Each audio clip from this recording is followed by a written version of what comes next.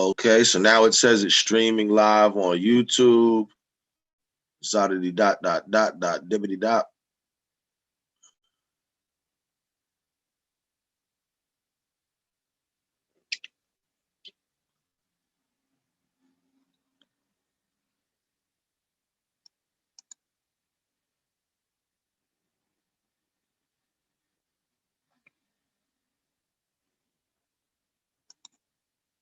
Okay, all right, here we go. All right.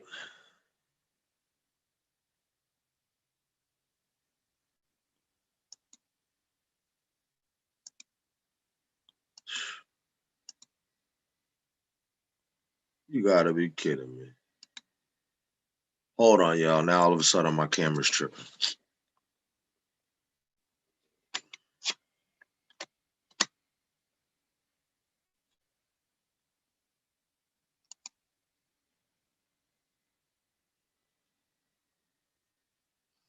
Okay, bam. All right. Christopher Muhammad joining that. Okay, so as we've done before now, y'all, you know, most folks have been here before. So we want to have this focused on you know, episode. We try to be episodic with it, right? So we want to follow right. the episode. Tonight's episode was episode 4, which was aptly titled "The Badge of Shame." The badge of shame, Jamal. You know, this stuff, not for nothing. Now that I've watched the whole series, I'm probably like on my 3rd time with the whole series and then individually watching them again. It's also getting creative juices flowing because this whole thing, like, you know, this would be something that like Biggie or somebody would turn into a whole album. You know what I mean? Real. These you know, it's crazy. And once again, kudos to the people who put it together because it's so artfully done and it tells this story. And even, you know, the titling of each episode kind of sets the stage for what's popping. But you know, first of all, of course, thanks everybody for showing up tonight.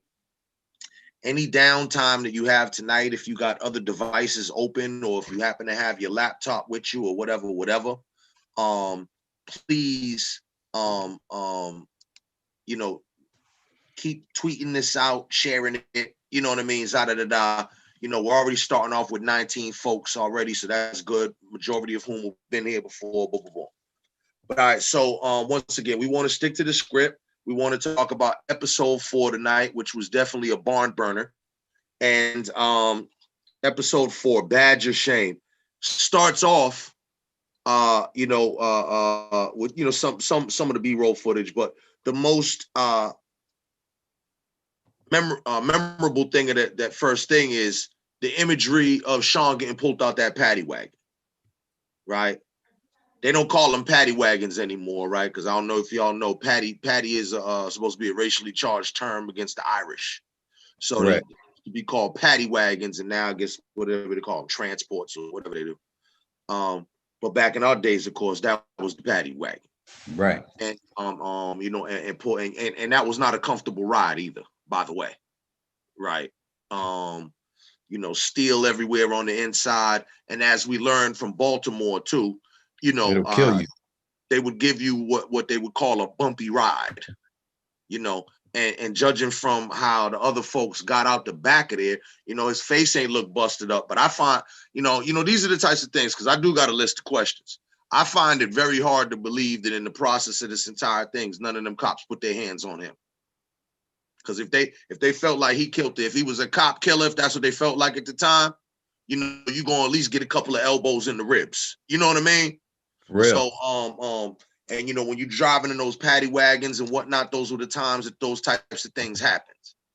But seeing him come out of that paddy wagon bent up and whatnot, and then of course, remember, this is also the introduction of our Dominican brother, right? Who, if he would have went to jail, his nickname would have been Smiley. All this dude is Smile, right? But he was like, I knew those faces. That's the dude who tied me up, and that's the other dude. They ransacked my apartment. And then of course he go, oh, I gotta let somebody else in. And then of course he goes into telling his his whole story. And they break into that vignette. And like so many of our brothers and sisters, he came here from DR, came to Boston, right? He's actually one of the, I would say, earlier ones, because that was the 80s, Right. right? Came here, as he said, with the dreams of a bunch of young Dominican boys. He was about to come here and bust that little white ball with that stick, you know what I mean, and get his baseball on. You know what I mean? So that was his big American dream, and coming here and boop. That doesn't work out, of course. He ends up getting the job, as he said, the guys who would park the planes, right? And he's just working a job, and he was still happy to be here. Had a good job, had an apartment. Look, he was living in the Fenway. What? You know what I mean? Had him a girlfriend, whatnot. Had him a little car. You know what I mean? And jumps out the car, and them dirty cops got the pistol in his head. And the first thing he thinks is, they're like, give me the keys. Here you go. First thing he thinks is like, yo, I got $40 in my pockets. He think he getting jacked. And he was. Yeah. He really was. He really was. Jacking of a different kind. So, obviously they went up into the crib, and we know what happened there. But we could stop there because the thing, it goes back and forth in timeline. But that's a good chunk right there, I think, to kind of open up the discussion right there. And once again, the rules here are, don't be shy. Closed mouths don't get fed. All right. Don't be disruptive, but please add on with points. Your points are wanted. We want you to interact and talk about, particularly, if you've been watching this with us, we want to hear your thoughts and your questions even about this phenomenal series, Trial 4, about the tragedy that occurred to my brother Sean Ellis on Netflix right now. So anybody else, please chime in. Remember to unmute yourself if you haven't. I guess I'll start. Just being Dominican myself, and I came in those years. I came in 87. I know the plight of my country. You know what I mean? It's a developing country. But even seeing that, the difference, how way they treated the Dominican dude versus Sean, and even the similarities, obviously. The similarities are there. But I don't know. I just feel that we will never really understand what a Black man goes through, what an American Black man goes through. You know what I'm saying? And he was able to still come up, I noticed the difference in that. I just do not understand why even after that, they still find issues. And obviously I know why, but they still find issues with Sean. You know what I mean? Like, I don't know. I just feel that this was just ridiculous, and so many similar cases are still out there.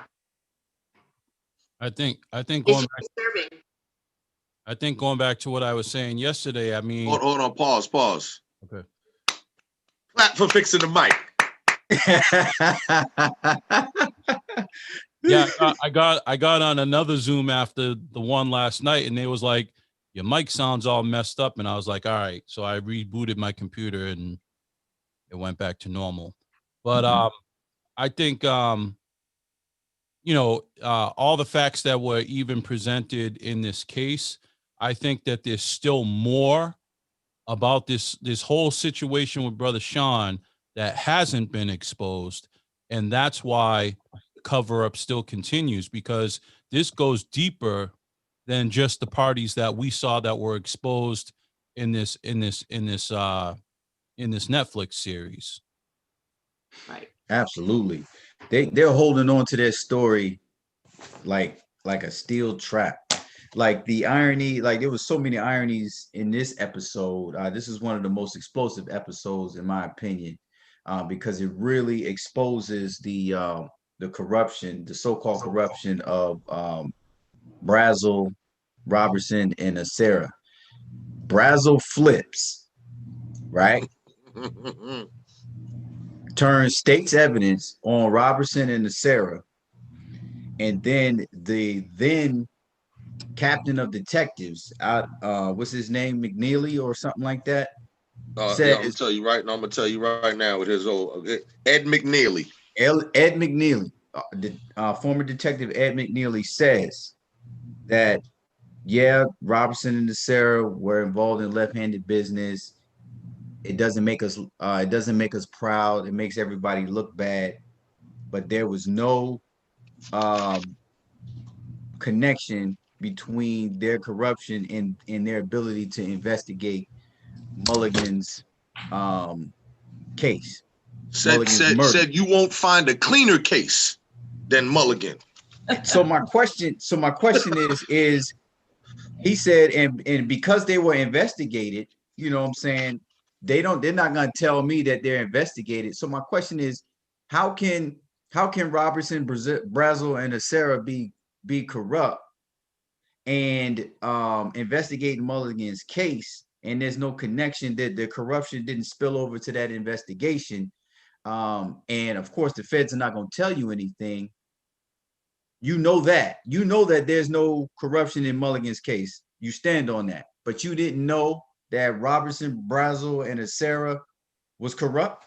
How did, like, both things cannot exist at the same time? Like, I don't even, I guess they just really feel like we just a public that's dumbed down and we can't read between the lines, or none of us has never lied to our parents before. I mean, just the audacity is just incredible to me. And once again, to go back to dope cops investigating a homicide. And they just happen to be corrupt dope cops. You know what I mean? Like, come on, man. But who were all in business together. Come on. But there's no funny business in the corrupt. There's no funny business in investigating Mulligan's case, but yeah, we didn't know they was corrupt. Like, you can't have both. Exactly. They stay on code. They stay on code. Stay on code. Anybody else got anything to add in, please? Oh, not just on this measure. You already brought it up, Jamal. But just the fact that they weren't even homicide cops, and that the only thing, and that they were the ones who were seeming to do all the homicide work. You know what I mean?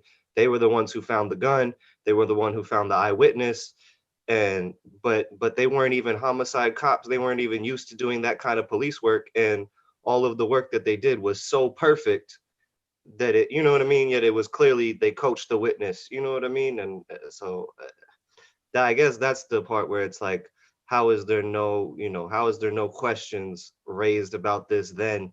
The same way that if the Dukran case taints 3,000 cases, how are we just not going back and looking at everything that they were involved in with a fresh lens? You know what I mean? Why is that not part of the process? And we know why, Right. And now, on a recurring theme here, because, me with the, I'm always interested in the white people. You know what I mean? I find it fascinating.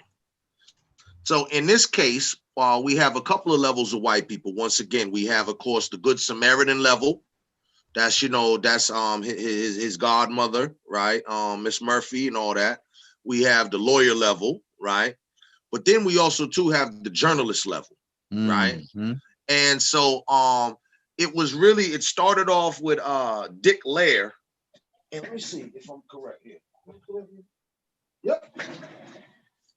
Dick Lair, author of The Fence. Yeah, exactly. All right, and that's the book about how some other dirty cops beat up a black man named Michael Cox, and beat him up because he was a black cop, a plainclothes, and they mistook him for a regular old black person, and they gave him the business, right? And then of course tried to cover it up, and then of course gave him hell, and that's a whole story. But Dick Lair is a longtime journalist, one of those kind of hard scrabble crime beat kind of guys. And so at that time he pulled up the warrant records that they were pulling, because remember, as he was explaining it, in order to get a warrant, you got to go to a judge and you got to say, yo, I need this warrant. Well, what for? Well, Pookie told me the Department 3, is selling the dope or whatever. Okay, so all the warrants. They had 47 warrants that they had issued from one informer. One informer. One informer. Now, Tekashi can't do that. No. You know what I mean? You a hell of an informer. They might as well make you a detective. Representing cases all over the city.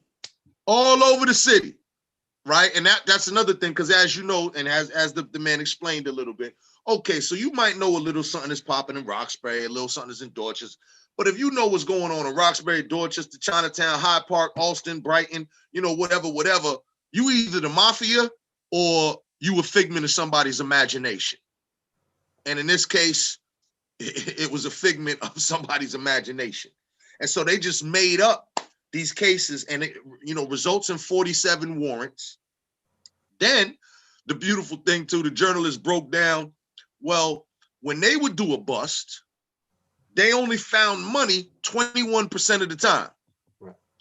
But all the other cops, they did a comparable, another drug unit in West Roxbury, and then they did the totals for the whole city.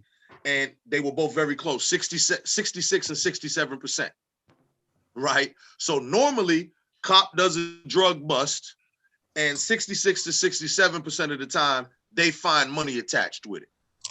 Now, not for nothing, even that number's low to me. Right. You know what I'm saying? you dig? All right, but whatever, I digress. And particularly at that time period, too. I know what was going on. But other people might have had the good sense to not be so greedy. Right. Okay? These dudes was doing the Bugs Bunny count. One for you, one for me, one for you, 1, 2 for me. They were like reporting some of it sometime, none of it sometime, all of it sometime, whatever. But they would take it too much. 21%. Okay? And of course, that's only what they found in terms of their investigation. So if they're saying 21%, and if they saying these people stole $250,000 off to the side, it's probably more, because that's just what they found out. That only deals with stuff where they actually filled out a search warrant to do it. That's not all the random shakedowns and rough ups and stop and search and stop and frisk with no warrants. And not for nothing, look, not only is it the search warrant, what did they go back to each of those drug dealers and say, hey, you were booked for 5 pounds of reefer. Oh, nah, man, no, I really had 20. I had 20 pounds of reefer and I had $50,000 under the bed.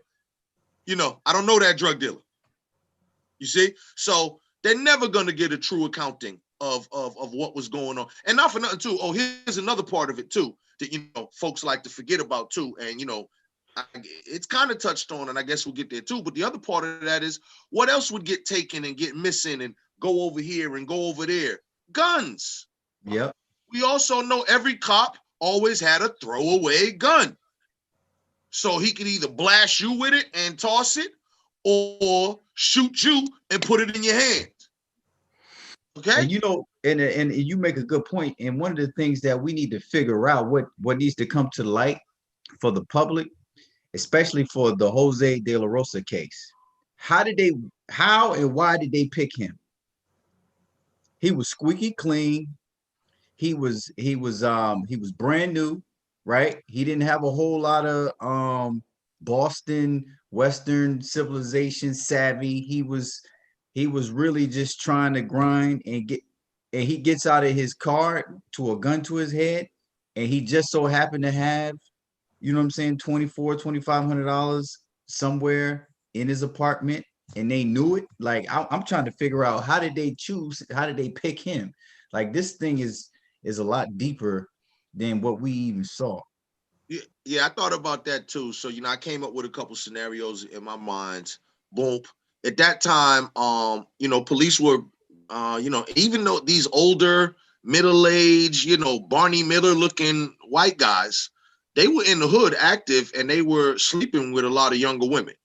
Some prostitutes and some just young women who were trying to come up, and you got a guy who got a lot of money and showing you a lot of attention and blah, blah, blah. Okay. So, loose lip ships, and, I don't know if there was, how that happened. So could have been something like that. And he was somewhat targeted, or maybe he was affiliated with somebody that, whatever, not him, he's squeaky clean, but maybe had a cousin or a homeboy or whatever. I don't know. Or the other thing is complete mistaken identity, because, we all look alike. For real. So, so they could have hummed him up, and not for nothing, with a Dominican at that point, and you put cocaine on him, he was going to take all of that charge. Okay. Every day. I was gonna say that Dominicans were big with that back in the 80s. Tell me about it. Shut up. Listen. Shout out to the plug. but yeah, for real. No, that was a big thing, and also to a part of discrimination. And I mean, not for nothing, but to be funny, of course. Jamaicans, and remember all the posses, and they were discriminated against and whatnot, and trafficking with the marijuana, and Dominicans and Puerto Ricans were seen more to be with the cocaine, Asians maybe down in Chinatown more with the heroin, and you know what I mean, all this type of stuff. So there was a lot of different ethnic places and different things, and the prostitution, the gambling, and all that. Every community and culture, we all had our little underbelly, and our open and common enemy took advantage of every crack in the house. Okay. Right. And weaseled their way in and took advantage of obvious our shortcomings, right? And they used it. So yeah, they framed him with the coke, and it took us 2,300. She said, okay, I don't know who this is on the iPhone, but please, too, if you have the ability to, please chime in. Chat is cool, but we'd much rather hear your voice and see your face if you have the ability. Hold on, brother. They didn't just take his 2,300. He also had to pay 2,500 in bail. His girlfriend had to pay money to bail him out for, something that he didn't do. And this is a tax-paying citizen. Like, I know they like to justify robbing drug dealers. This was a man who was getting up every day, going to work and paying his taxes, and he was robbed twice, if you ask me. Oh yeah, a good job at that. I mean, job at the airport, doing the parking the planes, as he said. I wish I would have had that job back in the day. That sounds like a good job, right? For real, he had $5,000 at his disposal. I'm just chiming in. Peace, family. Yes, sir. Peace. Yeah, that's an excellent point. That I like that aspect of the documentary. That was a beautiful nugget, because it shows, again, that it's not an anomaly. Like, these practices was crazy. You know what I'm saying? That they was literally like, they could just grab anybody. You know what I'm saying? And victimize, and they did. So that was a very, very a beautiful point of the documentary. That again, begs the question, like, the police department has to be held accountable for that, right? And so, how do we, is that something, Jamal, that the community review board, you know what I'm saying? I'm not, is that something that would be caught under the community review board? Someone get raided by the police and they do something like that to them. They come to the community review board to look into that. Yes, they could. They would have under the way that we structured it. They would have a variety of means to do that. A2 and Whitey, who has a funny name, but that's Michael Whitey, an officer from Cambridge. You don't need to raise your hand over here. Just get in where you fit in. Right after I make this point. Didn't you have a song about Whitey at one point? I had several, but yeah, I had a song called Kill Whitey. Yes, a song called Kill Whitey, which was a parody of the fact that I was so much hearing kill nigger in hip hop, right? Mm-hmm. And so I flipped it because I knew one is acceptable, one is not. You know what I mean? But yes, the prophet. Exactly. Give thanks. But so I just want to say that in that point, damn it, I just lost my doggone point. All right, so I'm gonna just go ahead, Whitey, please. So a couple of things stood out to me when I watched like that first thing y'all were talking about when he got out of the wagon. It was like I watched the two detectives in their suits get out of the wagon with them, and Yep. it never goes down that way. They're never traveling with the suspect in the wagon. They take him out the wagon, but they were in there with him. That never happens. It's never. I've been on the job 23 years. That has never happened. But that was just right from the beginning. But the way these dudes operated, one of the key things is when they talked about, they called the dude Plain View. Yeah. When they kept referring to him as Plain View. See, Yep. what that does, when you say Plain View, that removes, like, you can take everything right there. Like, when you say it's Plain View, as opposed to, all right, we have to come back with a search warrant, and then, you know, in a different, you know, later on that day, or once the judge issues it, we have to come back with a search warrant. We probably have to bring other eyes, other cops, other people there.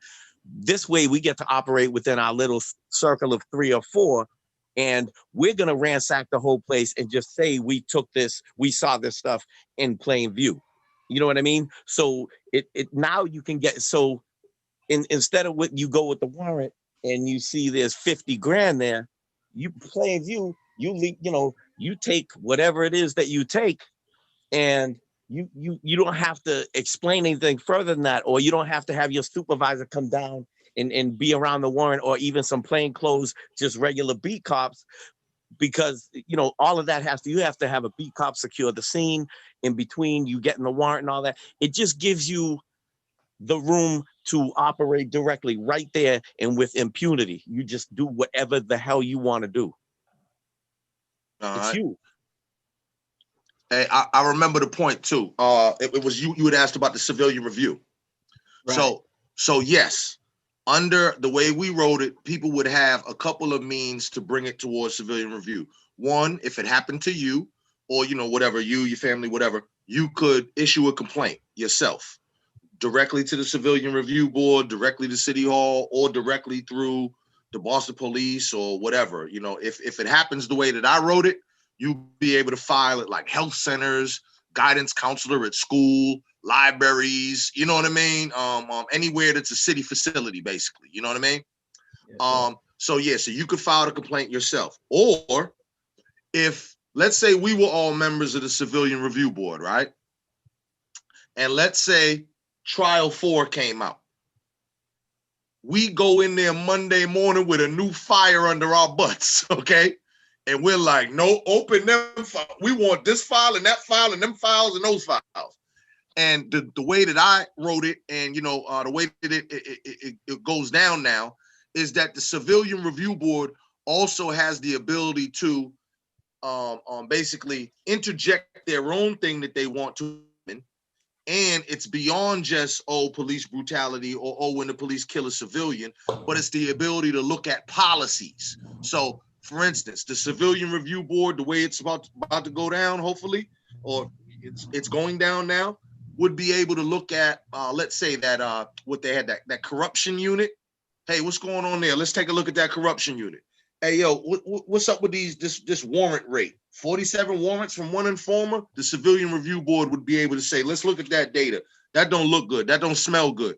So this civilian review board is different than any in the country, as far as I know, because it has a parameter far beyond just police brutality and just the killing of civilians. And it would be able to look into things like that.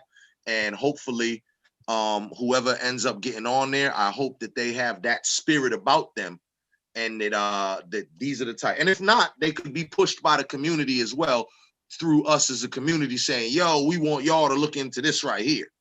Right. What kind of authority would the civilian review board have? Would they have the authority to get a person fired?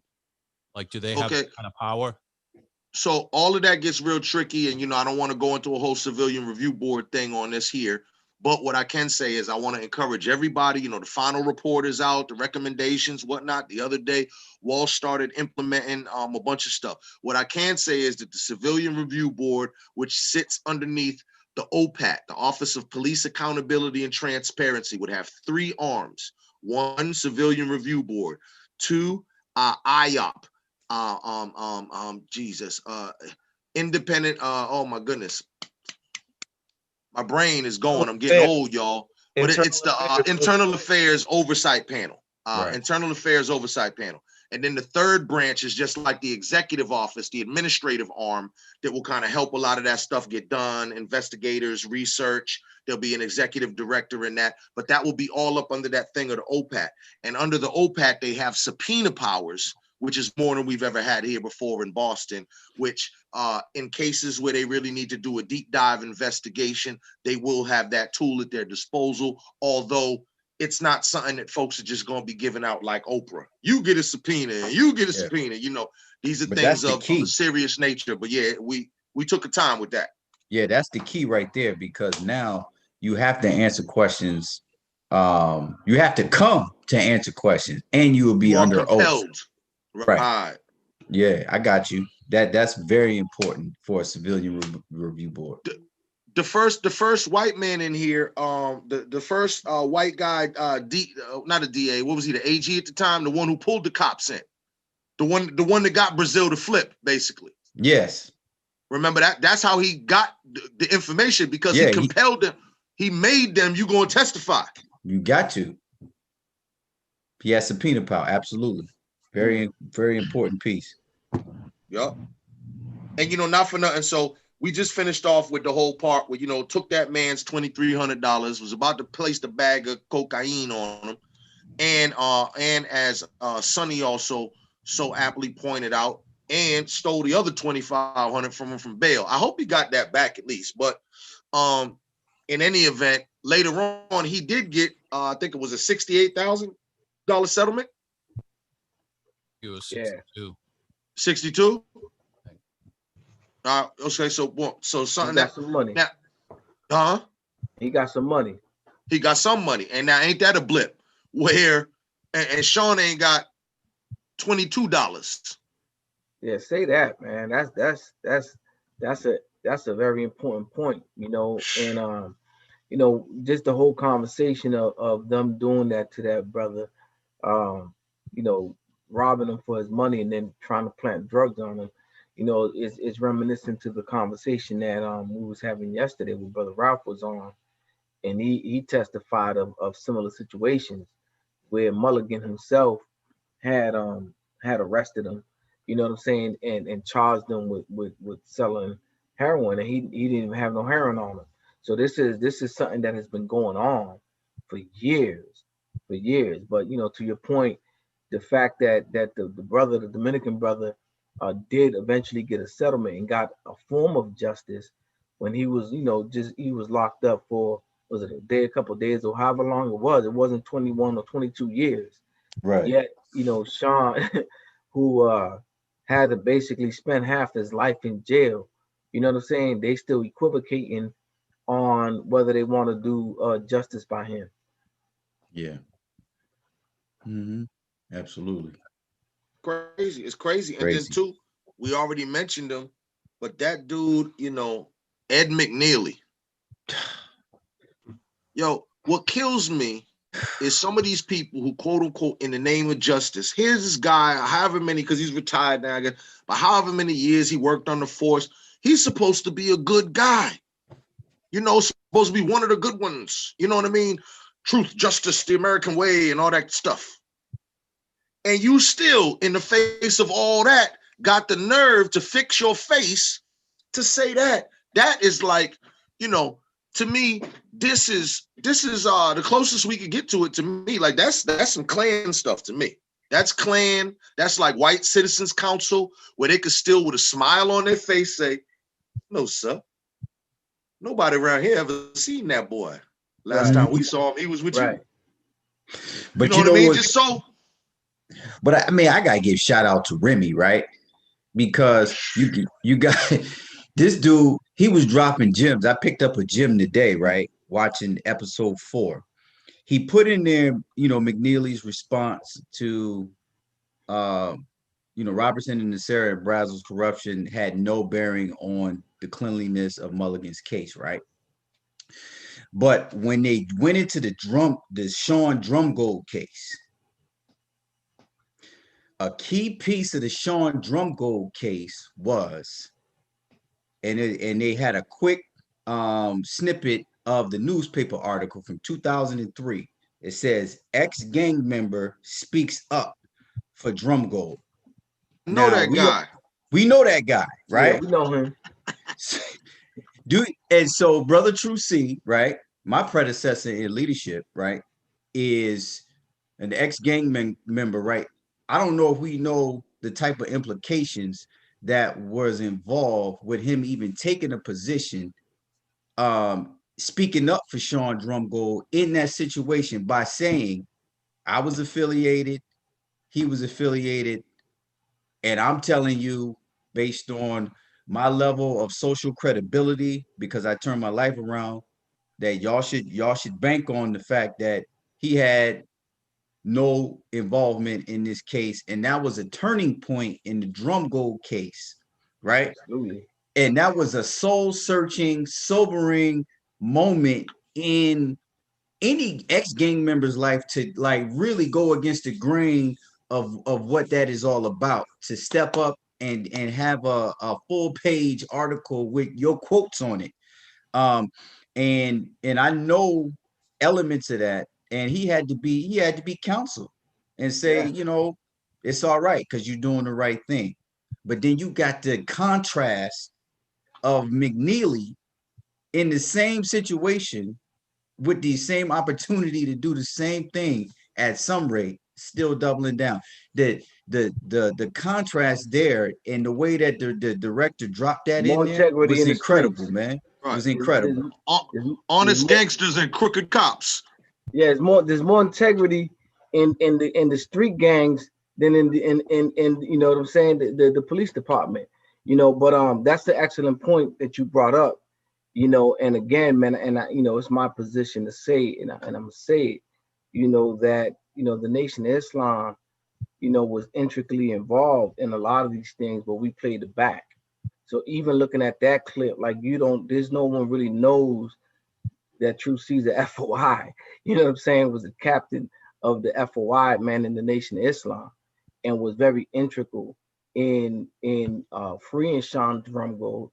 And even, you know, when we go to that story as well, you know, our brother Rodney as well was very integral in helping brother Sean Drumgold and testifying, you know. But, you know, and I was thinking about this yesterday, you know, after we got off, when I was thinking about, you know, Ralph Martin and how he was saying how, you know, he was going to continue to prosecute until they got a conviction. You know what I'm saying? And then like that was part of it that bothered me, you know, so it's a black prosecutor, then it's a black judge, you know, and I was talking to someone, and it was like one of the other, you know, one of the things that we have to know is the condition of young black people back then in that time in the early 90s, where even most mainstream leadership had turned their back on the black youth, right? Most of the so-called mainstream black leadership, they was all in on locking the black man up, throwing away Animals, keys, right? thugs. Some of them were even calling on the National Guards to come in, you know, and it was during that same time that the Honorable Minister Louis Farrakhan started to Stop the Killing tour, which led to the all men's meeting, black men meeting, and he was validating us and he was lifting us up, which led to the Million Man March. And so, you know, again, you know, let's understand when you look at that and you see a black judge that's willing to keep trying this brother and allowing the police their shenanigans, and you see a black prosecutor, let's not forget the climate in the early 90s where even some of our own leadership in the black community had totally turned their back on the young black men. Absolutely. That's right. That's right. And not for nothing too. It ain't that nobody noticed or nobody remembers the history. It just, as it always is, it's a few. But those who know, they know, and they know good. You know what I Right, mean? right, Don't right, you right. know no good? We know good, right? And then the other people, like the general public, they might not be paying attention. And also, too, what we also forget too is now, Brother Randy, me and you around the same age, and I feel young. We both look relatively good. We getting old. Yes, And sir. and so these young cats who's coming up now, who in their 20s or whatever, they 30s, they don't know nothing about They us. don't know. Or Yeah. like whatever, whatever. So now we the ancient dinosaurs. So we can imagine the other generations. The only other point I just wanted to bring up to that right quick, because you brought up how that political time was, and I'm talking about street politics now for True C and whatnot. Now, so Sean Drumgold, for those that don't know, he was from around my way, Humboldt Avenue, right? But he, wasn't a Homestead Hoyer, and he wasn't a Humboldt Raider, right? He just lived around it like me. You dig? And then True C was Castlegate, right? Correct. Yes, sir. So True C was Castlegate. And yeah, that's not a popular politic, right? For that. But as you No, said, sir. the beautiful thing of it is it ain't like he was snitching. You see what I'm saying? So he's coming out with a story of who did not do it. Right. Thank you. Which is what happened to me as well, because we'll get to that later too. But when I keep telling this story about Armstead, the times when I got ran around by the cops on Humboldt out there, talking about pants getting dropped and all that, the 2 times was around the Charles Stewart thing and around the Tiffany Moore thing. They went berserk for both of them things. And around the Tiffany Moore thing, they was trying to get everybody and try to get somebody to say who did it or whatever. They snatched me up. I was like, I don't know who did it, but I could tell you who did not do it. And they were like, yeah, we know Sean didn't do it. Whatever. And they said 2 names and whatever. That was my entrance to Dirty Cops, because I'm like, wow, they just acknowledged that they know he did not do it. Right. They mentioned 2 other names. Yep. And he stayed in jail for another 13 years, because that was like when it happened. But Wow. all right. So Yeah. Hold on. Just this last point, and then please go. Because we'll tail this off with that. After all we talked about with Brazil, Ed McNeely, and all that, once again, Dick Lair, I think, summed it up. He gave a quote. He said, it was a culture of lying and corruption. A culture of lying and corruption. That's messed up if that's your culture. Right. Not honor and integrity, not, work ethic and discipline. You know what I mean? Lying and corruption. All right, please. Y'all go ahead. Whoever had that next point, please. that was me. I want to go back to what Brother Jamal said, in terms of giving a shout out to Remy, who is the director or producer or a combination of both, in terms of the beauty of the visualization of this entire series, in terms of the former, leadership during the time of Mulligan's death, in depicting or the way I imagine it, Brother Jamal, is that Remy had researched and dug up all of this former evidence, videos of that time, and it was almost like he was setting up those former captain, those 2 retired officers. All right, go ahead. I'm gonna ask you very specific questions. Yeah. Okay, but I already got the juice. You know what I mean? So I thought I just think that the beauty of that, and it was all happening simultaneously. Therefore, they didn't know what he already knew, which to me, Remy would probably be a very good investigator, detective, or officer, or whatever. Say that. That part I just want to highlight and focus on, and just say that I was thinking the same thing, but that was happening throughout. Secondly, about those 2 retired officers, a couple of questions I have about them, and I don't know if there's any way of knowing, but within the organizational structure of any police department, right? Those 2 in particular, I'm wondering if they were superiors of either Mulligan, Acera, Brazil, and Keeler, and all the rest of them, right? right? Ed Yeah. McNeely was the head of detectives. He was the head, Okay, he was the so- captain detective. So, Yep. so which leads me to my main question and why they were so adamant about, number one, being very dismissive to the behavior of those detectives under his purview. All right. And what do they have to hide as it relates to their relationship to the case, right? And then my last point was, just to keep it in line with episode 4, Mhm. and I'll probably have more to say later, but We know you will. I will. I stayed quiet yesterday, so check that. Here's the other question that I have about, all right, that was also the episode, I believe, where Sean had been, and Brother Randy, you know more about the inside of the walls than I do, but I think Sean had done like an interview in that segment where he said, in between the denial of his evidentiary hearing by the judge who had been presiding over that request, Yep. he was then transferred from Walpole to another facility, which I believe was Shirley or Sharon, I don't know what town, but it was Susan Bernowski and Shirley. That's the max.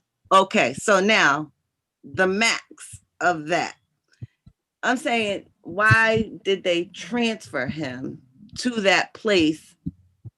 What was it to really like, because he said, I think he said, yo, I'm being transferred from Walpole and now I got to be inside for 22 hours or some crazy amount of, 21 hours a day. lockdown. you know what I mean? Like, it's like to dehumanize him even further. Like, and so here it is. It's like all of the systems against him, like in concert to what? I'm just asking, like, that really bothered me. Right. That's a great point. Yeah, that's a very great point. It was actually, when it was built as that was the first Supermax. It was super maximum security, because back then Walpole Can you explain the differences though? I guess that's my question to you and why I brought you up. Explain like the difference from a Walpole to a Supermax. I thought Walpole was the Supermax. Well, it was built. The Supermax is the amount of time that they spend, the 22-hour lockup. You know what I'm saying? So it's really like it's like the whole institution is built almost like a segregation, if you will. You know, at that time, that's the way it was being ran. As it was built, it was a Supermax. Yeah. So, you know, the 20, like in Walpole, is a maximum security, but they're not locked in 22 hours. They have more tier time. They're out of their cell. You know, they're allowed to travel to the yard and to the library and to religious services. You know, there's a greater degree of movement between the maximum and when it was classified as Supermax, which is they built it specifically as a response to the gang phenomenon that they perceived this big threat with the gang. Prior to them building the Supermax, they had a gang unit in Walpole. There was a section in Walpole that was dedicated to the brothers that they labeled as being part of a gang, where they had a restricted movement. But then they built a whole prison specifically for that, which was Susan Bernowski in Shirley. That's the max.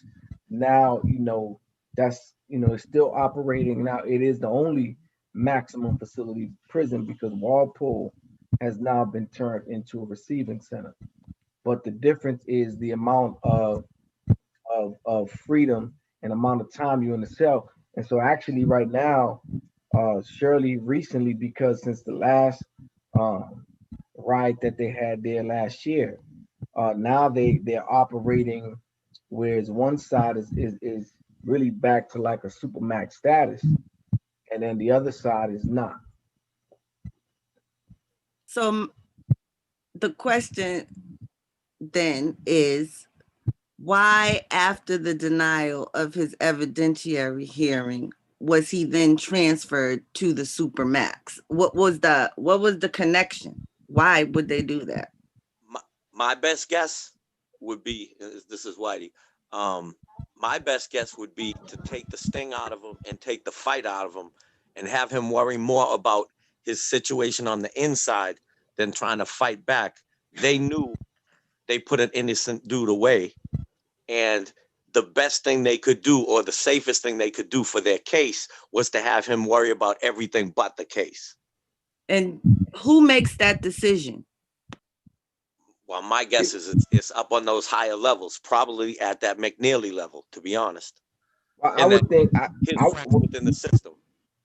what I would say is that those are there may be cross-pollination between law enforcement on the streets and law and especially in the high positions, you know, but generally those are different agencies that do their own thing. But if you coming in there to the DOC as a cop killer, right, as an alleged cop killer, and already got the label of a gang member, they're gonna put you in the Supermax just by virtue of the charges. You know what I'm saying? So you know, they would do that right off the top. You know, someone that's in there for killing a cop, they're gonna put you there. To what degree did the Boston police have with doing that? Generally, that wouldn't be their decision, but who's to say what type of cross-pollination is happening, you know, in those fraternities? Yeah, and in my experience, that would be something more likely. An overzealous prosecutor would get word to somebody inside a DOC. They have a kind of closer connection than just straight police to the DOC. You know what I mean? You know, it might come from there. But yeah, and then also too, and you never know who's related to who either. So Right. you know, let's look up everybody name. You know, what's old boy's name? Look up every person with the last name Mulligan that works for the state. You know what I mean, or whatever. All right. Well, all you got to do is look at bulges and just see. There you go. Exactly. Now let me ask this though, brother Randy. Now in Supermax though, do you have a cellie or is it one to a cell? Well, it used to be back then it was single cells. They're now actually double bunking. Just In because the it's max. overcrowded, right? No, Oh, because they want to. You know what I'm okay. saying? It's not overcrowded. The numbers are actually down right now Okay. in the prisons. But yeah, there's double bunking. You know what I'm saying? Which is a whole nother conversation. You know, yeah. Right. I'm Yeah, because I'ma those stop. cells, all cells are small, but those were made as single cells. That's not no quad cell. That's not no, you know what I mean? That cell was made for one. Now it got two, and you know, boom, boom. All right. So let's go on. And not for nothing, because it was a stickling point for me the other night, because I wanted to remember that judge's name. I called him Clarence Thomas. Judge Fitting. McDaniels is his name. McDaniel. I don't know if he's still around or whatnot, you know, whatnot, but that's the one who denied the motion and all that. And that just didn't seem like, that didn't make any kind of legal sense. He just like did that out of just straight spite and going on along with the thing. But yeah, so as Sunshine had brought up, boom, then Shirley Max, 21 hours a day. This is also too now where the other white woman comes in, right? The Elaine Murphy, who we talked about before, right? So now there she is. We talked about it a little bit before, so I'm not going to belabor this point, but it's just funny because of how it happened. She's at her house in Canada, you know, had moved from Massachusetts, minding her own business, la-di-da-di-da. Her friends come to visit her one day, and they just happen to bring the globe with them. She sees the globe, and just lo and behold, on the cover is Sean Ellis, and she's like, "What? I know that kid," right?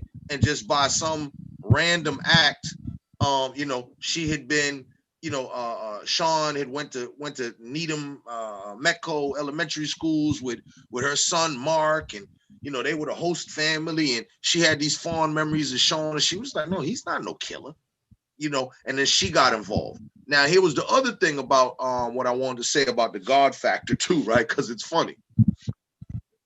Before I talked about the juror, the first juror, and the jury from the third one knowing each other, all this weird stuff is happening. But with Elaine Murphy, it's also weird that she was a writer. Right.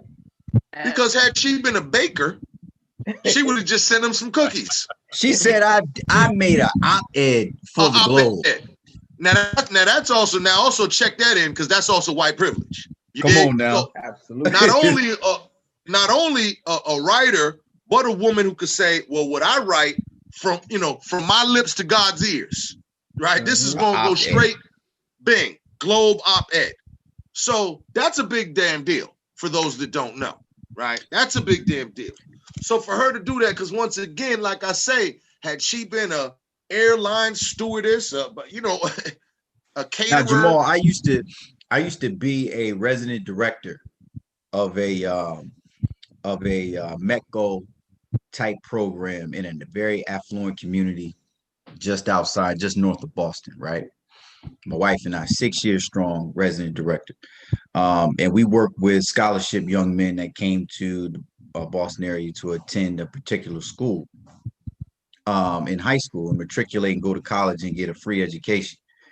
And I want to highlight that point because she said she was his host family. Right. That's different. He didn't just go to school with her son. Right. She was his mother when he wasn't with his mother out in Needham. And he spent time over there eating, sleeping, you know what I'm saying, playing and going to school. That's a very different and deeper level of a spiritual connection. She was his host mom. Like she was his guardian in facto, to include a legal term. Right. When he wasn't in the custody of his mother, she was his mother. That's deep. And how that connection, you know what I'm saying, really, and the reason why I brought up that, because the young men that attended my program had host families. Like that was part of the program. Like that's, you can't get the best part of this program if you don't have a host family to help you acclimate to the community out there. So out of all the people in the world, it was her. And it's deep because too, once again, when you get these random acts of kindness, these people, they don't have to do it. Now, the only other thing too, once again, as I say, I got a million bags of questions for Sean. But one thing too, because while it does paint this rosy picture, and I'm sure that these people were wonderful too, I'm sure that his experience while he was in Needham, I dare I say that he's been called nigger before. Dare I say. You know what I mean? Based on my own experience in METCO, Lexington Christian Academy, Framingham, so on and so forth, blah, blah, blah. But also meeting some white kids who were cool, and we played Atari 2600, and you know what I mean? Whoop, whoop, whoop, blah, blah, blah. But yeah, the fact of that she was a writer, that really, to me, was just another godsend, because it could have another person who was just as empathetic and just as concerned, but wouldn't have had not only the power but the tools. So that was a blessing. You look like you was about to say something, Brother Randy. Yeah, well, just to double down on that, and I know you kind of shy away a little bit from it, even though you see it, the divine intervention. You know what I'm saying? I'm gonna lean into it. You know what I'm saying? We have to recognize that reality here, man. There's no coincidence there. You know what I'm saying? Like that was in fact divine intervention. And some may question, well, why? Why would an innocent man have to serve 22 years, but unearned suffering is redemptive? And so now that the documentary's out, right? Well, first of all, Brother Sean was able to, and not that, none of us would choose this, you know what I'm saying? And it's definitely a tragedy that he spent 22 years in jail. But at the same time, he was able to grow and develop, and he was able to become a different man, the man that we're seeing now, because that brother has so much in him. He's and this is why Jim, was it Jim Rooney? What's the interviewer that kept asking him a dumb question? Jim Browdy. Jim Browdy. Jim Browdy kept asking him, "Aren't you mad?" And it's like they can't understand because you're looking at a human being who is spiritually cultivated and developed. You know, that's why a man could do 22 years wrongfully convicted and still come out and be humble and still come out and thrive. You know what I'm saying? So there was something transformative that happened with him, you know, but also, you know, his whole experience has brought to light, and that's why this conversation is so important, and we shouldn't take it lightly and let this moment past us, because this happened for a reason, right? And Sean paid for it, but God has allowed this situation to bring to light this rot, this cancer, you know what I'm saying, that's in our city, and that's really fundamental to most cities in the country. But now that it's been brought out to the light, we have to deal with it. You know, so I just wanted to push in and lean into that as a minister, you know, as a believer, into, you know, nothing happens for by mere coincidence. You know, and I believe wholeheartedly that it was divine intervention and our brother Sean is out now. Yes, sir. I believe that as well. I strive to leave wiggle room for those who may not believe as much. I just think about, like, you know, see, if my mama was here, my mama would tell me that's Jesus. Yeah. Okay, you know what I'm saying? And so everybody got their own different interpretation of it. You know what I mean? My aunt might tell me, you know, well, that's karma. You know what I mean? Or oh, well, you know, somebody had a crystal under their pillow for 90 days and that's why it happened. So all I'm saying is I you know, whatever happened, the good thing happens, and I'm glad it happened. And I know it did not happen by just no random universal roll of the dice. You know, that happened on purpose because it was too perfect. But wasn't episode 4 quite emotional? Let's just keep it real, right? It kind of like interconnected every piece of his upbringing together. Right. There was a focus on his mom, and I don't know if we're giving her as much credit as she deserves in terms of like her basically stripping herself naked at the first episode. I'm not going to talk about the first episode, but in acknowledging her shortcomings as a young mother raising, you know, children back then in the midst of, you know, the crack era. And I just want to hold tight right there now, because we actually that's actually the next point in there was more the family life. So just hold tight on that, and then I want you to come back after I add in all this, as I want other people I think want to chime in as well. Once again, I try to tell people we don't really do the hand thing here. So you just jump in, you fit in. If you got a point, hey, excuse me, whatever, and you know, you just jump in. It's all good. It's all love. It's a discussion. This is Thanksgiving dinner without the good food. You dig?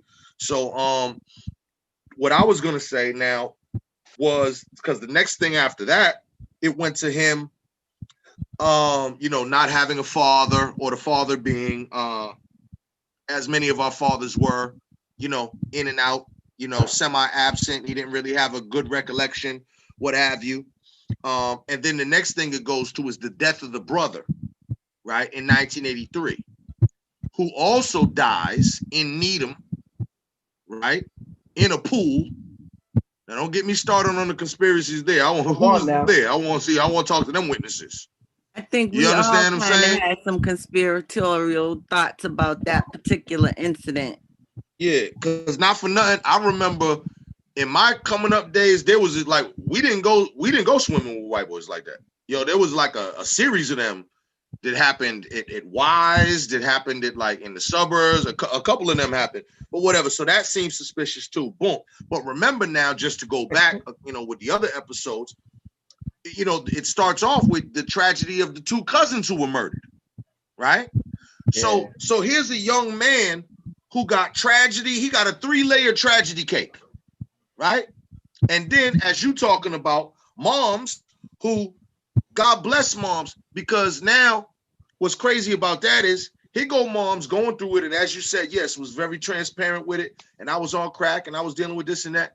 So for her to be checked out, but tuned in at the same time, because one thing that happened is what was clear, at no point during the crack did she not love that boy.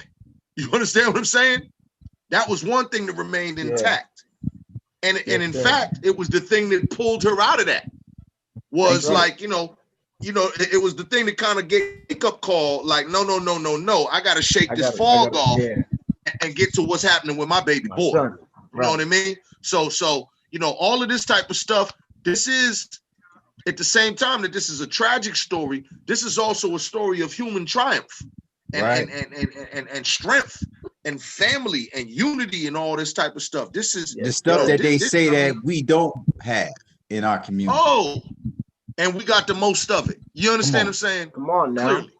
Man, Clearly. say that. Let's park right there, man, because that was an emotional episode, man. Just, I felt, that was just hard, man. Our brother went through a lot, from losing his brother, his older brother, at a young age. Like, just think about, and this is really indicative of many of the people in our community, man. We're suffering with so much trauma. You know what I'm saying? But to looking at it in Sean's life, and it's funny that you mentioned the drowning, because that same thing came to my mind. Like, what really happened there? You know what I'm saying? But that's a whole discussion of his own. But for him to have lost his brother, to have lost, his father, to have lost his two cousins, all this trauma that he was going through, and then at 19 to be taken, man, and put in a maximum and then a super maximum security prison, and have to grow up. Like, anyone that's looking at this whole thing, to not be on the side of wanting justice, you know what I'm saying, for Sean. I mean, like, how could you not? Seeing all that this young man has went through and came through, and now is on the other side, and and he's just he's a beautiful brother too, man. If you get to know him, he's a hardworking brother. You know what I'm saying? So, so just the heaviness of the tragedies that he had to go through, that stood out to me as well. Anybody else want to chime in on there, please? I think there was somebody with the iPhone who would want to chime in. Anybody else who has not spoken already, please, we want to hear your thoughts and we value your voice. I know a lot of us are very talkative, but we do not mean that to like overwhelm you. Please jump on in. We're going to take a pause so you can get in.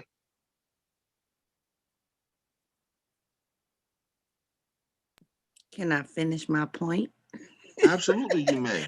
And then hopefully also too, I want to encourage other people. But yeah, go ahead, finish yours, and then please, other people, please. And so I was just really lifting up his mother's when I was saying how emotional that episode is because that was the episode in which she reminisced about that time when she lost her eldest son, and just watching his mother's composure as she was describing that period, and that was like indicative of what they call a strong Black woman is, and I just celebrate her.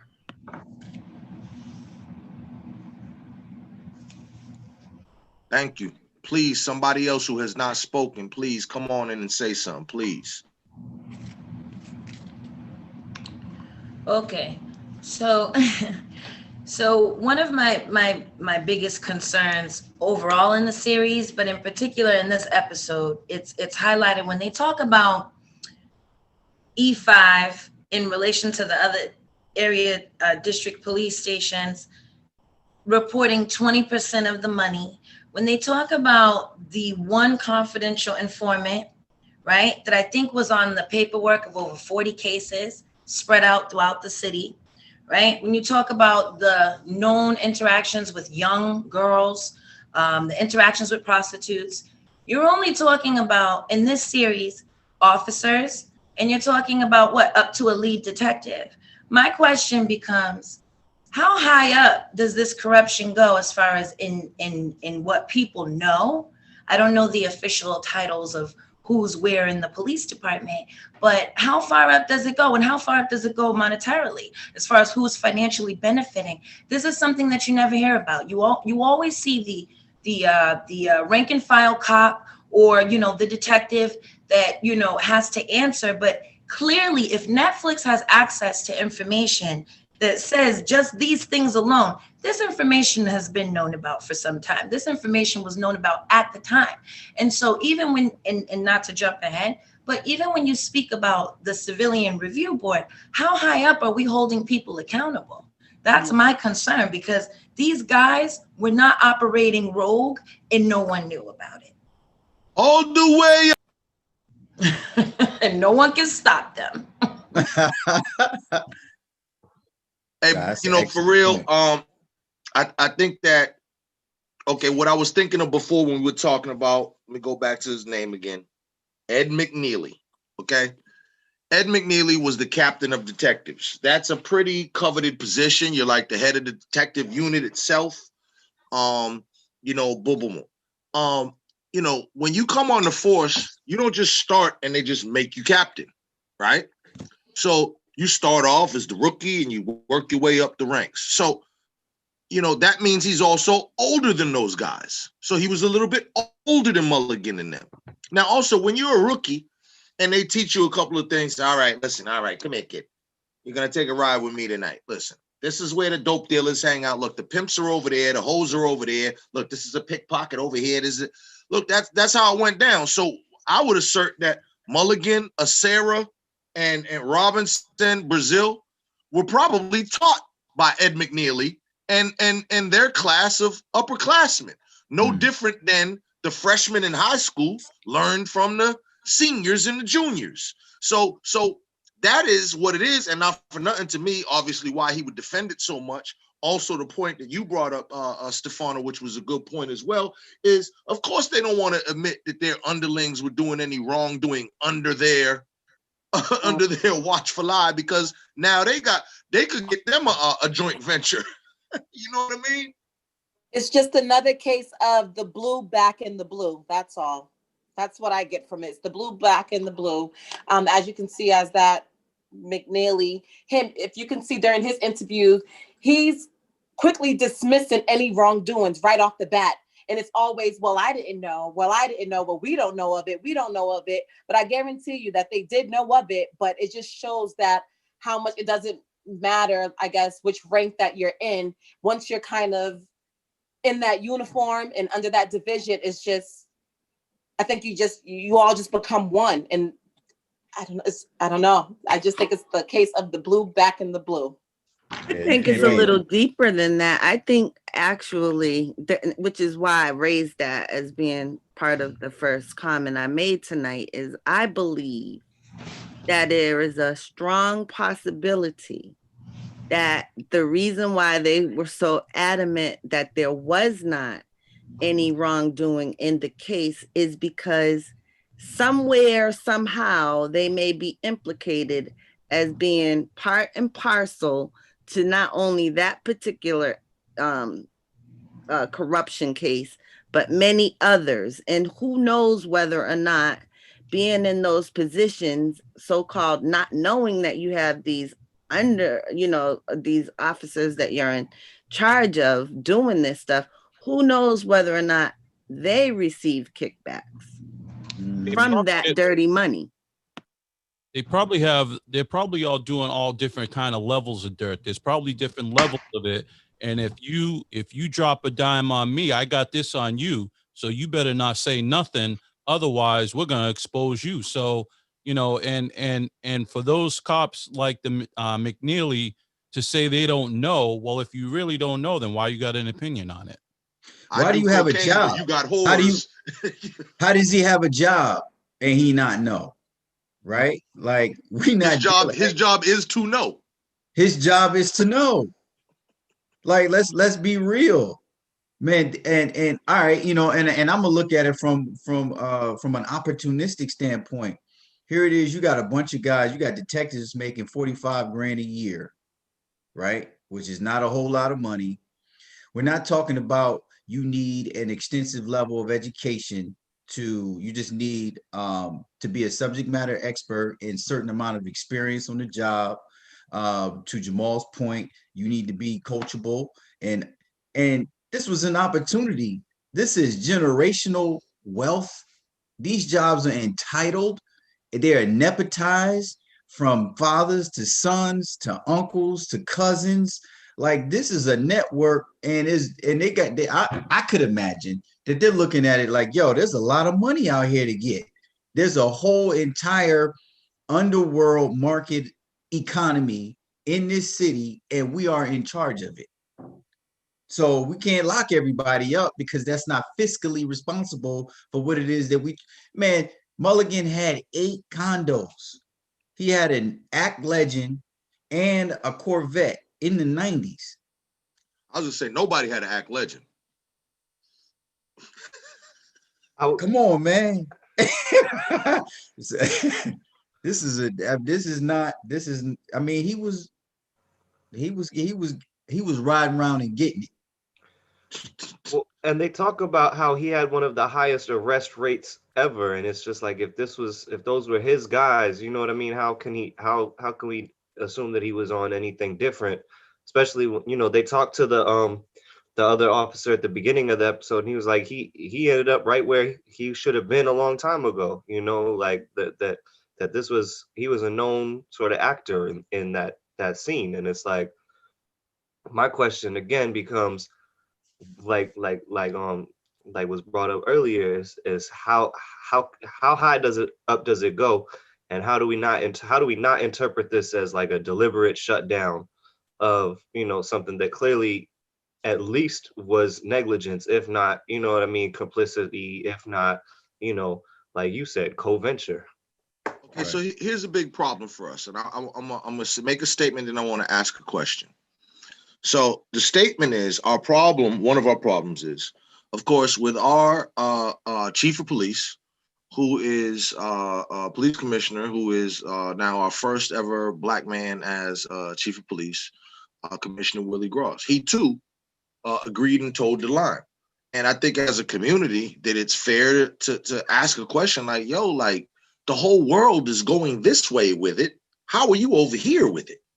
You know what I mean? Like talk to us as a community, because many folks had him as their hopes of social justice, racial justice, you know, diversity and all this.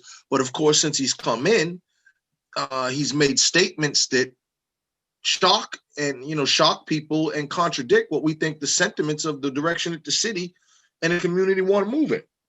And then the other thing that I want to ask was, to Whitey, if you don't mind answering this, because if you do, don't, you know, but as an officer, if you knew over here, Officer, you know, Smith is dirty, he's shaking people down, you know, he's you know, messing with little girls, what would you do? And you're like, what kind of mechanism do they have set up? Like, what would you do with that? Well, I've actually been in that situation a couple of times, and not every cop on my job likes me, because I kind of keep it real. I tell the truth, and I'm a dude that was raised either right or wrong, and you know, and if you got to face the slings of arrows to be with when you're right, you got to stand there and take it. And you know, sometimes that might mean somebody's not going to get you back out there, but there was a dude, like somebody who I knew, got pulled over by somebody, and it was more than just disrespect. They blew smoke in their face. It was somebody who was they were Somalian, and it was a woman, and she was totally disrespected by this dude. And I helped her write the complaint, and told her how to submit it and the whole thing. The dude ended up getting fired. As a matter of fact, about 6 months ago, he was on the news. I don't know if you've seen it, but former Cambridge cop, I think he hit somebody at an ATM, an old man, and took his money or something. I don't know, some shit like that. But he was a former cop here, and he was somebody who was out on the street just disrespecting. He wasn't, I don't think he was robbing anybody or anything like that at the time, but it was like, I knew he shouldn't have been a cop. I watched the way he moved, and I helped her write it. You know, I didn't, you know, and I asked her to please keep my name out of it, but I sat down with her and helped her write the whole thing, and he ended up getting fired. That was probably, you know, the incident with them probably happened 6 years ago, but there's room to do it where you can, you know, you can do it, but doing it from, you know, a ground level and doing it from a higher level, because you know, like anything, politics, companies, the higher you get, the more skeletons you know about and you have. So my guess is, even if McNeely didn't know exactly what was going on, he knew something was wrong, and maybe he did his own little dirt that, like, I forget who said it, but somebody said, yeah, they probably had some dirt on him. And I think this whole thing was about a cover up. I think he was a patsy. Sean Ellis was a patsy because they knew how bad that, and they just let it go unchecked. So it's all their fault. It was McNeely's job to know anybody under your charge. But the thing is, if they got it done quick, they got somebody put away, then this would have never raised in their minds its ugly head, and they could have just, you know, kept moving. But unfortunately, this got found out 22 years later, and most of them are all retired. Aye. Yeah, it's no way, man. I had an incident with a law enforcement officer in the city of Boston recently, and I was rounding a corner onto Columbus Avenue right behind Northeastern, and he was at a construction site, and he steps out in front of my car, puts his hand out, and makes me stop, comes to my window, tells me, you know why I stopped you. Now he's on foot, he's on a construction detail. I'm like, no. He said, because you're driving too fast, you need to slow it down. I'm looking at him like he's crazy, because if I was speeding, you wouldn't feel safe walking out in front of me and putting your hand up and expecting me to stop. I might have been accelerating, but I wasn't speeding, because you would get hit. And I was like, nah, I don't agree with that. He was like, and then look behind you. These people was in the crosswalk. I'm like, not when I was coming down the street. They're in the crosswalk now because you stopped me. He said, pull over. Took my license, took my registration, and wrote me a ticket. Right. Long story short, I complained, fought the ticket, won, and get a letter in the mail that thank you for submitting your complaint, but we've looked into it, and we found that there's no basis for any further action and investigation on this matter. They never talked to me. When I called to make the complaint, they was like, we'll call you back. The next thing I got was a letter in the mail. So they circumnavigate, that they divert.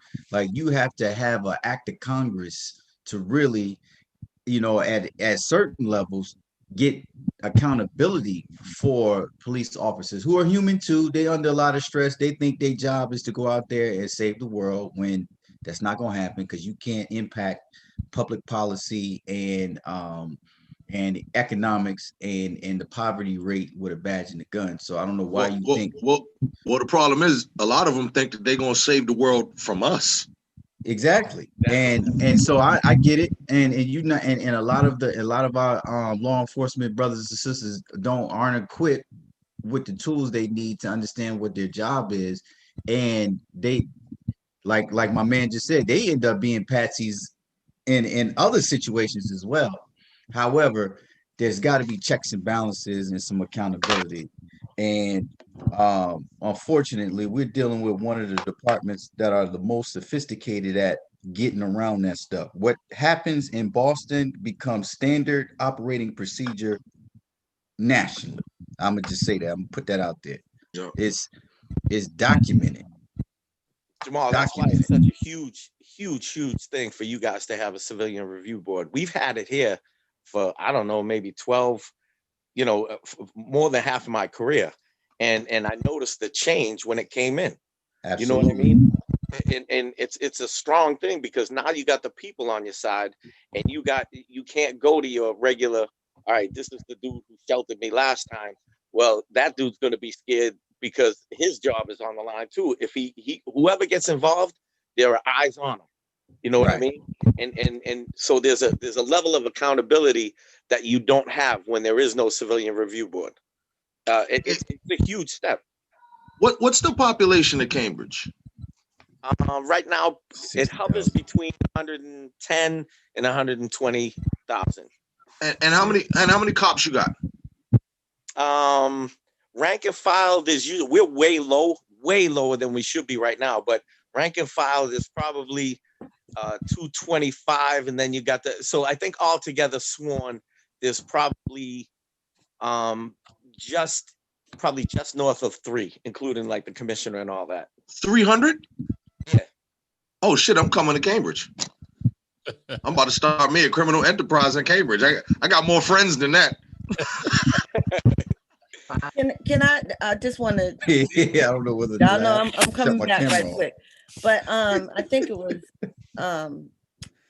this was the episode with the media too, right? When the media was kind of like suggesting that they knew something was going to happen to Mulligan, and was in that there was a possibility that other officers, or what were they saying? Something like maybe they were inferring that He was the most likely to get shot. You know, it's like your high school vote you know, the top 10 cops to get shot. He was always the most likely. And then when it happened, it like couldn't happen to a nicer guy, or he deserved it. right. It was all of that talk. Right. Yeah, out of saying- everybody it was that saying could have like had it a was- motive, Sean was probably at the bottom of a very, very, very, very long list. But that Bottom, list I mean, also, he had no motive. He didn't know him before, you know, Exactly. at all. His but motive that was a list baby that also needed a included diaper other change. officers, no? Right. Go ahead. The other officers, I mean, you know, once again, we're jumping ahead for episodes, and you know, we'll do a recap at the end of all this. But yeah, I mean, to me, there was at least about four, if not 5 other stories that are more probable than what happened here. All right, Absolutely. but to bring it back, and the reason I brought up the population of Cambridge and the police force. So here in Boston, our population is supposed to be around 680,000 or something like that, and then you know the employees of the Boston Police Department's around 3,000, but out of that, it's about 2,000 that are actually like uniformed officers and whatnot.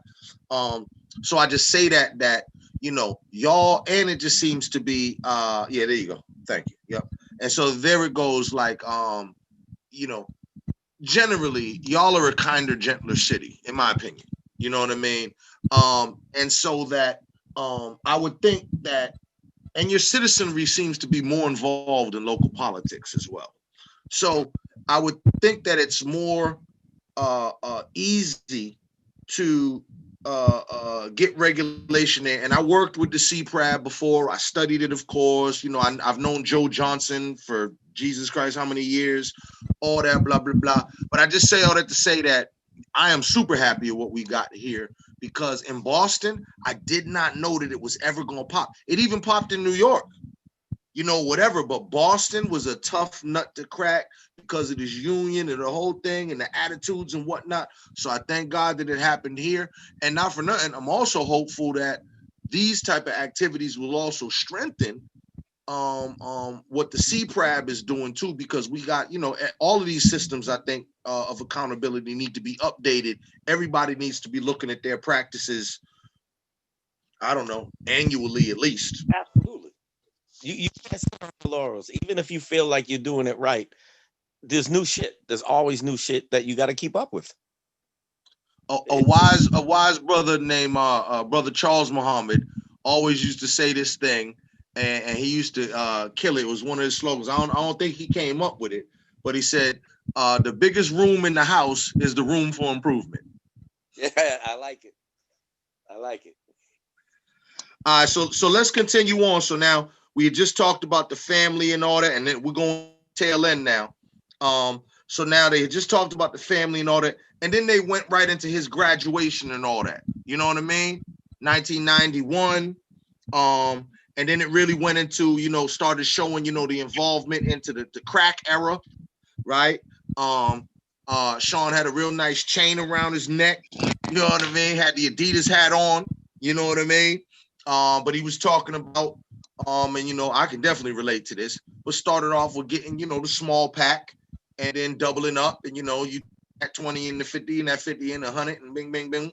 And so that, but not no high level, not on no level of, you trying to be Scarface or nothing, but this was for many of us in these young years, how we got our little money for clothes, or zada da da. It was like, I hate to use the old cliche, but everybody was doing it. You know what I mean? And it was just there and available. So boom. The next thing that they show is murals of the two streets, Humboldt, and they show graffiti at Intervale.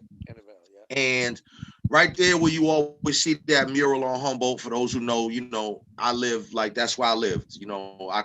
I could sit on my porch in the morning, I could throw a beer bottle and hit the mural. You know what I mean? Like, that's my block.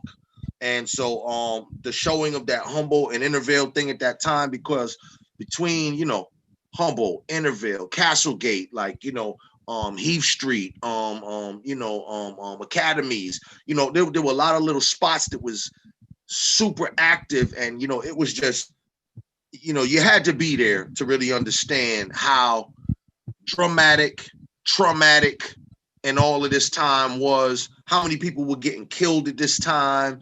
I mean, and just how many people got strung out. I mean, not for nothing too, in this story here, Sean was not the only person who had a mother on crack. We had a whole generation of parents who were completely checked out because they was enthralled in the drugs and in their own level of escapism or whatnot. Some of whom, as we talked about, absentee fathers who actually physically escaped and bounced and went somewhere else. You dig? So there's a lot of that. And then it gets into the next real thing is him seeing, he's now locked up, of course, now, and him seeing the Sean Drumgold case. And that brings in the whole Rosemary Scapicchio thing, right?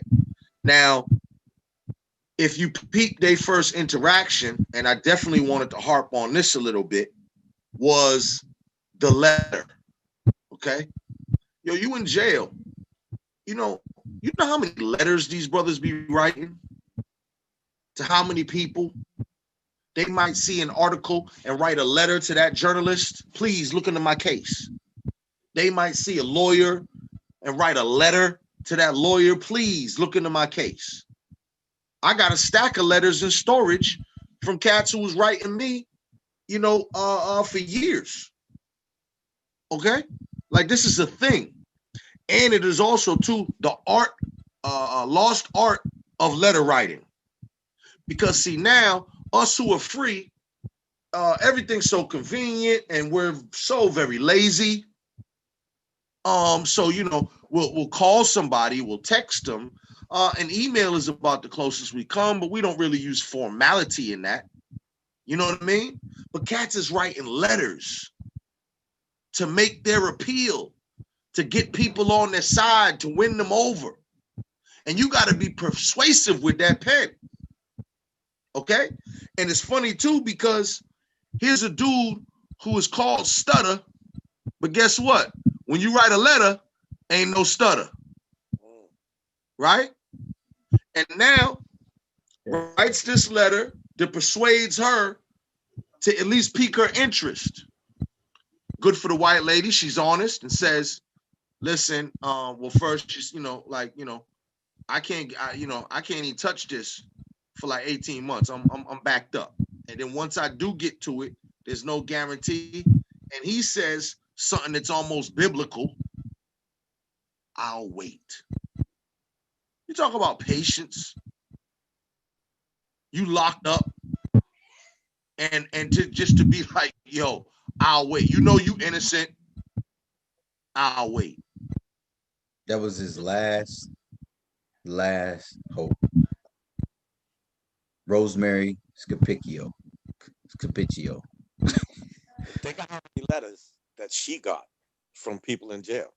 But she picked his. She picked his, man. That's once again, there you go. God again. God again. God again. Hey, because not for nothing too, we could all sit here and and lionize her and make her into a hero, but also too, she also gives no fucks. Okay, so she took that one, but the other ones was like, okay, boo. So those people will have a whole nother story to tell. Like, man, she ain't paid me no attention. She never even responded. You see what I'm saying? Yeah. So the fact that she picked this thing, she was guided there to it. Okay. So, and once again, the letter. Then it goes into the life of Rosemary and Brighton. Now, I'll tell you a little bit about her that I just know. When I used to work in Boston City Council back in the 90s, when I came back to Boston in like 1998, at the time, there was a lawyer guy. He was like the cool guy, cool Italian guy on the city council, played basketball a lot. His name was Paul Scapicchio. That's her brother-in-law. So she had married his brother. So I always knew her as just an upcoming, lawyer. She was getting it in. And, but I just knew her as, like, oh, and anytime she had a case, I would always, make mention to him, like, wow, she's kicking ass again. You know what I mean? Blah, blah, blah. Boom. But if you see the part where it goes into her life, now you got the life of a white girl in Brighton, like sweet cake to us, but still projects. Right? PJs. Right, projects. Right. Okay. Hard scrabble family. Mama made her contribute to the tuition. That's hard scrabble. My mom ain't mean that hard. That's hard. That's hard. All right. So one of them old thing, they had what she said, 7 kids. Yep. They 5 all minutes did to shower. the bathroom in a row by age, 5 minutes at a time. Billy got it last. Billy was introduced for men the cold shower. Go ahead, brother, please. Yeah, so you on the road, man, and you covered a lot of ground. But I want to roll back if I made to the point you made as far as that scene which depicted the crack era. You know what I'm saying? And you see him, he got the gold chain, and he's talking about that whole thing, and they show the graffiti on the wall, and you know what I'm saying, the different. But I think it's good for us to just as we see that, just to keep in mind that whole era was really orchestrated by our government. You know what I'm saying? That the whole crack era, right?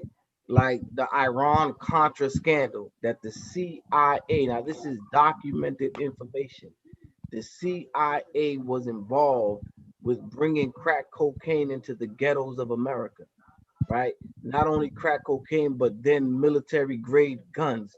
That's when we started seeing Uzis and, all the high powered weapons and things of that nature, that we never used to see before. They never wanted the black man to have guns. I mean, they did a whole witch hunt on the Black Panther Party when they was advocating for black men to legally own guns. And that was just, in the 70s, So how we go from them, massacring and cleaning out the Black Panthers, in the 60s and the 70s for advocating black men to have legal guns. But yet in the 80s and the 90s, now the black community is flooded with these high powered weapons. All of this was orchestrated by our very own government. So to look at, again, the Sean Ellis story, man, and see how we have been consistently victimized by our government, and then when we think about that whole crack era, we know, we all know brothers, and some of us might have been involved in making some of that money, off the crack era, but really we were the pawns and we were being used, and there was a whole industry of folks that was making money off of us. And that is what we also see here with the police. So they flood the black community with this crack, and then the cops are running rampant, sticking us up, taking the product, flipping it, putting it back out there. So I mean, when you just think about that, and you mentioned about the addiction of some of the mothers, our people that became addicted to crack and crackhead. But when you like take the totality of all this and understand that this wasn't just happening, this didn't just happen, right? That we were targeted and victimized at every level. I think it's something that we should not gloss over.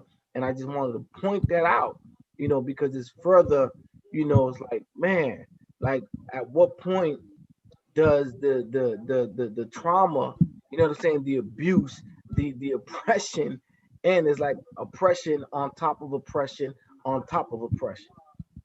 Now, brother Randy, I mean, I totally agree, and that was that perfect storm where it started. And the crazy thing is, it didn't just creep out from, like, say, the West Coast and it made it over here like meth or one of those things. It happened in every city all at the same time. Right. You know what I mean? Like all these cities, it's almost like the 47, things that this guy was the informant for. It was all over the city. So like crack came up in all the big cities all at once. And it was this thing. And like initially it was, we get people addicted to it. And then like the second byproduct was, all right, now we can put a whole bunch of people in jail because of it. Right. And then the guns, now that we'll get people to kill each other. And then to even double down on that was like, all right, we'll separate the charge for powder cocaine and crack cocaine and rock cocaine. And it was like this whole thing. And I was a kid at the time, it's much the same as you guys were. And I watched a lot of my friends, like I was kind of a bystander. They were my friends. I was still cool with them, but like got into it. And then, watching families just go down the drain left and right. I grew up in the projects too, here in Cambridge though. And it was like just watching people go down left and right for various different things. And then just the breakup of the family, you know what I mean? Right. Like, and then dads would be in jail. And now like mothers strung out, dads in jail, kids were trying to raise themselves, coming up with dumb ideas. And now they're all selling it. So everybody in the family line was affected and connected to this. It was crazy. That goes back to what we were talking about earlier about the corruption. I mean, if you take it on the level that the CIA on down was involved, and you look at the corruption of the Boston police officers, the Boston police officers are just the peon foot soldiers. So it goes way beyond, and that's why even up to this day, they're still covering it up, because it's bigger than, this is a nationwide thing. Not for nothing, if y'all are hip to this concept, because as you said, the peon foot soldiers and the higher up, they're doing the real dirt. If y'all know like Roman generals or this, that, right? Okay, they go into a place, they pillage everything, they take all the spoils and whatnot, and then they tell all the regular men, go do what you will, have fun. Yeah. Get all the little, the spoils that we didn't already want, because we already took the real good stuff. That's right. Now you get the scrap spoils. You get to run and ransack up in people's houses, rape a few women, probably a few animals. You know what I mean? You get exactly. And so that's what the police were. You get to live off of, the scraps that fall off of the table here. So if you can bag up a few dope dealers here, and once again, look, this one bag of dope, let's say you catch somebody with a kilo. That one bag of dope might be worth like 3 times, because once again, you got it from him, so he's arrested. Now you take it from him, you arrest him, you smack him around, you take his money, whatever. Boom. Then you resell it to a next person. Boom. And then hopefully you bag the other person that gets it on the other end. And it's like it's rotating. And check this out too, right? Like, the hood, right? The ghetto is like a franchise, right? You go to McDonald's, right? You're gonna see certain things. You're gonna see the golden arches. You know what I'm saying? You're gonna get burgers. You're gonna get fries. Every McDonald's, they have the same cups, the same straws, the same napkins, right? You go to every hood in America, every black community, and you have the same thing, right? The way this crack came in and the gang, it is not a coincidence. You know what I'm saying? It is by design.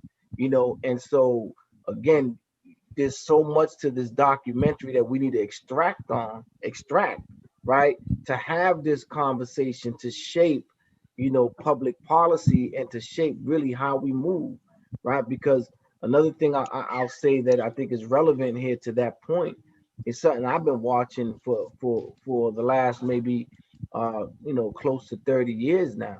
And that is that y'all bear witness, y'all let me know if this sounds familiar to you, but every year or two, you'll see that there's a major drug raid, right?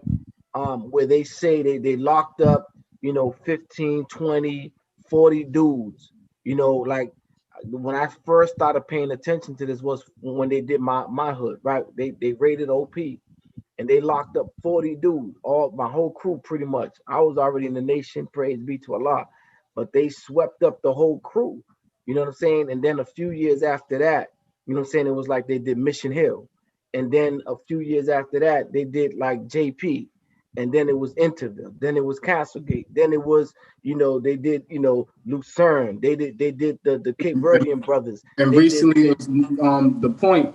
Millions of dollars. They did The Point. And every time they do these major raids, right? And they do them like at least once a year or once every other year. But one of the things that I listen to when they say this, we've been watching them for the last 5 years. So that means that when they raided one, they was already watching the other one.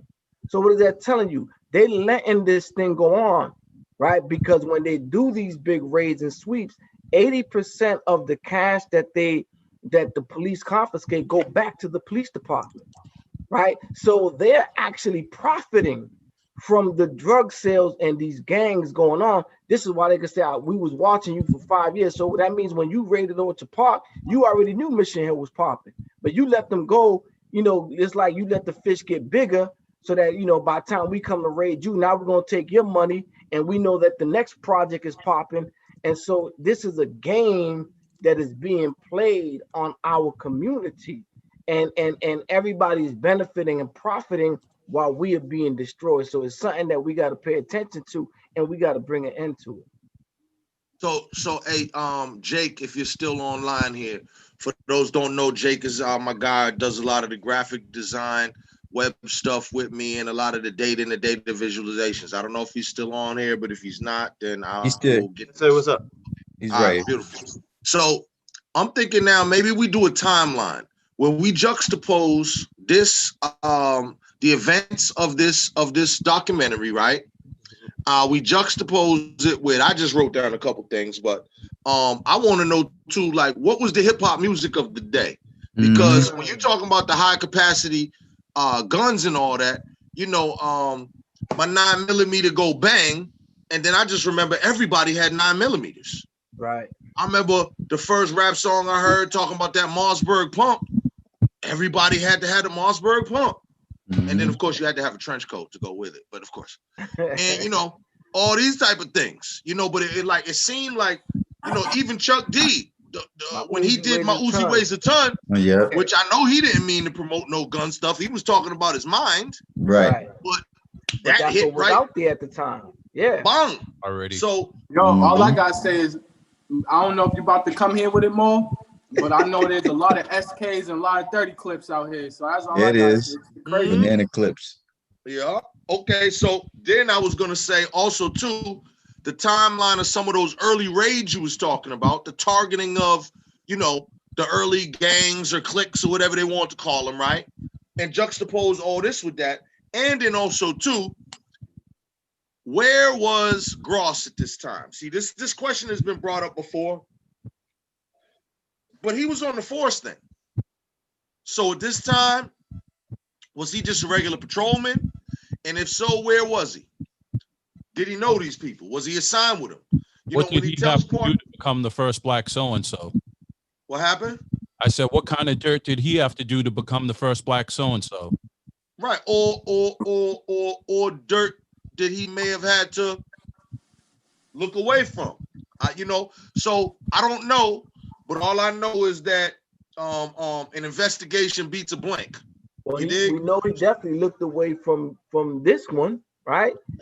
But I'm saying, but he was there at the time.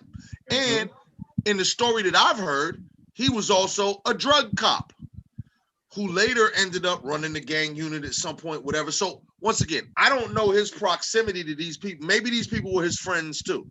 I don't know. I have no problem asking. You know what I mean? But this is definitely something that is puzzling. Hey, Jamal, you in raising those questions, you brought something to my mind, right? Because, you know, there was a news article a couple of years ago that talked about the Boston Police Department that was targeting, right, black groups, right? They was targeting black, what was the name? How they labeled it? It was the black extremists. Black extremist group, right? Yep. Black extremist identity groups. Yep. And you know, so this was being conducted.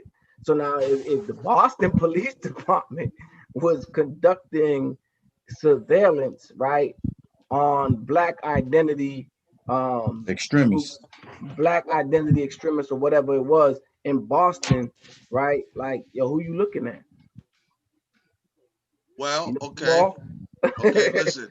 Here go another it was black identity extremists. That was the way it's called, black identity extremists, right? So I know years ago, and I encourage y'all to do it too. Years ago, I did a whole FOIA on any records that Boston Police and any other law enforcement agency, BRIC and all that may have on me.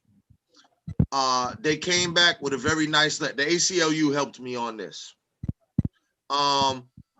They came back with a very nice letter that said, we have nothing on Jamal Crawford other than his Corey. And so then that's when I knew that was complete BS. Right. So that leads me to believe that means that what they do is, in order to not respond to that, they just keep the books open. So you're always under investigation. And that way they don't ever have to answer anything, because they're like, this matter is still currently under investigation. We're still checking this out, whatever. Because when they said they don't got nothing on me but the Corey, I know that's a vicious lie. Yes, sir. So the irony, right, that we're looking at so much corruption, right, from law enforcement on all levels, right? Yet these are the very same ones that are now conducting surveillance and investigation on what they identify as black identity extremists and other groups, you know. So it's just absurd, you know, that this is what we're dealing with, you know, and so just to make that point. Not for nothing, let me add on this too. And oftentimes, the people who end up in that particular unit of intelligence are often the most controversial officers, who also then matriculate on outside of BPD to BRIC, Boston Regional Intelligence Center, which is like local CIA. You know, they're always rewarded. I'll give you a great one. Y'all remember the young man who got harassed on his way, you know, to go get his hair cut and all that, and that officer and blah, blah, blah. Well, that officer, you know, they suspended him or whatever. So it looked like, oh, they're taking some action. Then he ends up being a trainer, doing the training for Homeland. So it's like it's a diversion and then a reward and an award and a promotion and all this type of stuff. We got to look out for that. All right, so the timeline. All right, we was at the end of this anyway, because when I was going into the Rosemary thing, I was really at the end. And all the thing I was going to say at the end of that is, when she laid that timeline out on the table, you know, that remind me of like wartime, war room type of stuff. When, you know, I like the fact of her organizational mind, right? And having that space to spread out and to bless and to put all them things together the way she did. So there was also something in her legal technique that I saw, the way that she was doing timelining things out. The closest thing I've ever seen it like to that would be in art, when they do like storyboards for like movies or comics or something like that, where and you can move the panels around. Okay, no, he's not gonna die here. No, he'll die over here. All right, no, he'll, you know, all right, this is where he climbs the mountain. No, climb the mountain over here. Whatever, but having all those pieces moving as interchangeable pieces and being able to move that around, that is masterful work right there.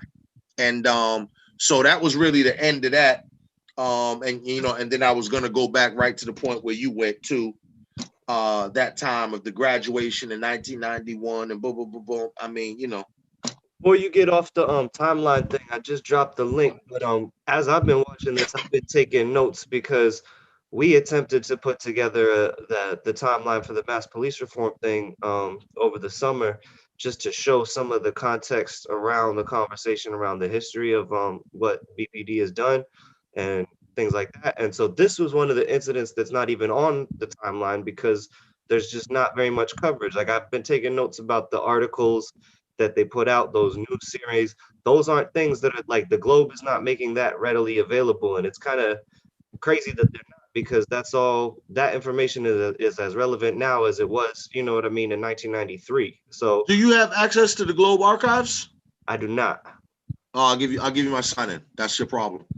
But one of the things that I would love to do is like take some of the things that we're learning about either through this documentary or through the conversation that we're having afterwards, and just continue to add on to that document where we can put that whole story together of this is everything that's happened in the order that it happened in, including when Gross got in office, when other folks got in office.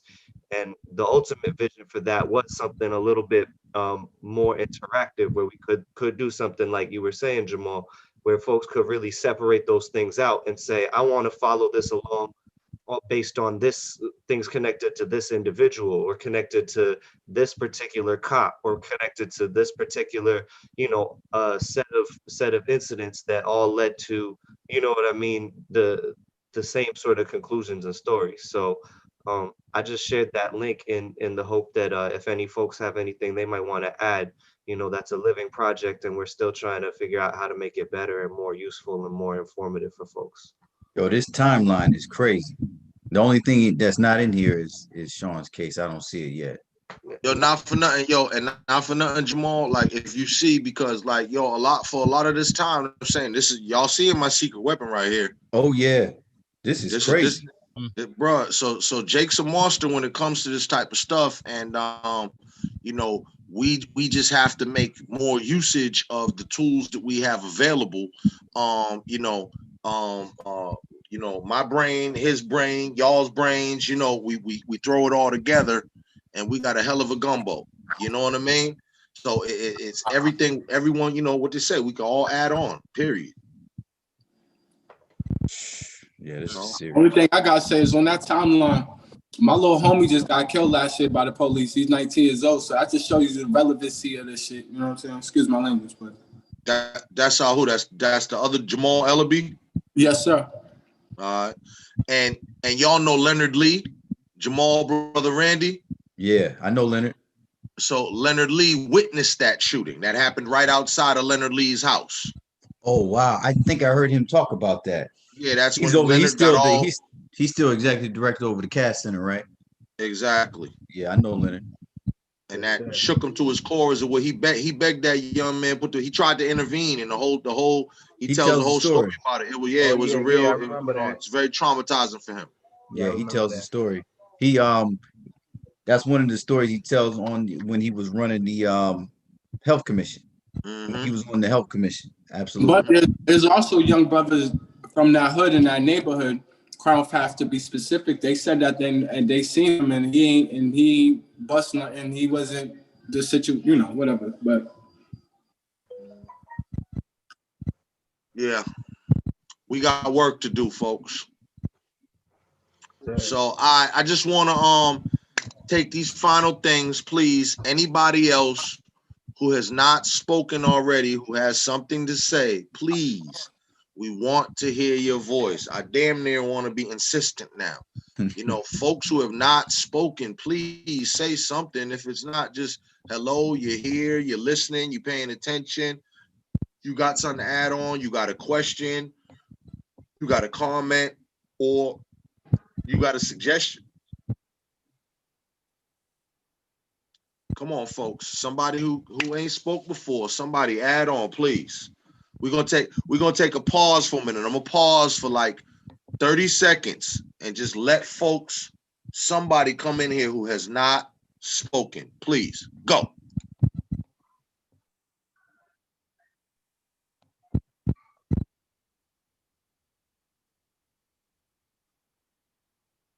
Don't make me do like the third grade teacher and call names. All right, so I'll talk. My name is Rachel. I'm good. How are you? So what I wanted to say, I didn't see the 4th episode, so that's why I have not spoken. But I wanted to hear everyone's input and everything. But something that I did want to say was that I have the opportunity of working for a senator, and the masspolicereform.org that Jake and you guys have been putting together, I'm planning on sharing with people within the Senate, because I've been studying it and just reading more about it, and it's very powerful. So yeah, that's kind of just what I wanted to say, because everyone was talking about it. So that's my plan. Thank you so much. Are you comfortable saying which senator you work for? Yeah. You don't have to. Yeah. I work for Senator Jalen. So it's cool to hear. It's interesting to hear from a Cambridge police officer too. So yeah. More than okay, happy. Jake, remember the other day when I was trying to tell you about the progressive white people that I had worked with in the state house, and I couldn't remember the other name? Yes, sir. Of the women, because we knew Brownsburger. We knew now I'm gonna forget the other name. Brownsburger, my buddy Jamie Eldridge. Mm-hmm. Then it was Cynthia Cream and Patricia Jalen. That's the one. Those were the 4 I was trying to remember. Word. Bet. All right. Now, let me ask you this for clarity, because I screw things up sometimes. Mm-hmm. Who wrote the commission on the Department of Corrections? Was that Jalen or was that Cream? Ooh, that might be before my time. So I'm coming up It's definitely on a year. before your time. Yeah. Okay. Whoever that was, and it's just because I have a brain fart right now, but whoever that was, it was either Cream or Jalen. Mm-hmm. I bit that. I took it and dismantled it, and I used that as the basis because I was trying to get the state to push a commission of policing Mm-hmm. based on that very commission on the Department of Corrections. That was at the time, Department of Corrections, the scandals were ridiculous. We had a black man in the position of the commissioner, which we thought was a good thing, but he turned out to be, not so great. And there were all manner of suicides or prisoners abuse. COs were off the hook. Guards were showing up pregnant by inmates, and inmates were showing up pregnant by guards. It was crazy. Mm-hmm. So we got rid of it. And either way, whoever it was either Cream or Jalen. It was the one that took it because nobody wanted to mess with the Department of Corrections. And one of the one that wrote the thing for a commission on the Department of Corrections. And that's what I used for the basis of commission on policing, which I hope you're sitting down. Surprise, surprise. Nobody was supportive of. Mm-hmm. Jay, I can't find the initial legislation that created it, but there is a link for it on the state, the legislature's website where they have an address, and currently the Senate members are Brownsburger and Ryan C. Fatman. And on the commission of the Department of Corrections. Yep, DOC and Sheriff's Department funding, and then Michael S. Day and Timothy R. Whelan on the House. And so you know why you probably can't find the original? Because like everything else in the State House, when they put the original through, it gets chopped the hell up, and then they come back, the 4th version, whatever, and then now that's the new version of whatever she initially did. I still have it on one of my hard drives, so I'll share that. We could, I have that and the other proposal as well, but we'll go forward. But thank you for tuning in. Please, yes, spread the gospel amongst the State House. Definitely. Well, I guess you're not in there too much now, and but certainly email and Zoom calls and all that. Please spread the gospel. Right. We need more recruits. Right, and the only reason I was saying that was because you guys are bringing so much to light in this website, and I think it's just really important that everyone needs to see it more. It's a great resource. So that's great. You wanted someone Rachel, to talk, so I jumped in. Thank you, and I appreciate it. Rachel, let me ask you this: How old are you, if you don't mind? Yeah, that's fine. I'm 25. Okay, I'm 49. And we have varying ages here. One thing that I do think is important as well is for you yourself personally, but also in the capacity of your job and the people at the State House also too, is one thing you may notice about this group here and you know, from the websites and all the information that we put out. And if you can tell from me, you know, I like to have fun. We could have little jokes and da-da-da-da, but we're a very serious and focused bunch. We're not doing a bunch of yelling and screaming and shouting at the sky. We actually have documents and proposals and plans and facts, and we're talking about legislation. And so that's a big difference. So one of the big things I would love for y'all to focus on is don't get distracted by sometimes what might be the noisiest in the room. The noisiest in the room is not always, you know, don't follow the rah-rah shish boom bah. Focus on the quality, and I swear to God, at least me and all the other people I know will never lead you astray. Anything that we coming with is going to be documented and fact-based and research, and you know, da-da-da-da. And we're not looking to do a whole bunch of sloganeering and all that. We want actual results. I've connected with Darrell a lot, and he keeps preaching that. So I'm happy to hear. Yes. I'm excited to connect. So you've met John the Baptist. Is that what you call Darrell? Yeah, well, he's John the Baptist, and we have Jakesis. Oh, God. Jakesis is like, I'm gonna commission a new portrait of the fake Jesus, and I'm gonna use Jake. I thought that was Skinny Thor. Skinny Thor too. Listen, I got angles. I'm his manager. That's wonderful. Jakesis. But yeah, so for real though, we like to have fun, and it's a familial bond and all that. But you know, at the same time, you know, we are deathly serious, and these things that we put forth, you know, in the form of the databases or the reports or, you know, whatever. This is, you know, this is real deal stuff, and you know, the more the merrier. And I'm glad that you have, you know, been introduced to some of the folks, and yes, the more the merrier. Yeah. So I just wanted to jump in and say that. But yeah. Thank you. Appreciate you. Of course. Anybody else want to take the leap of faith? Please, somebody else who has not said anything this evening. Please, somebody else. Rachel did it. She came out okay.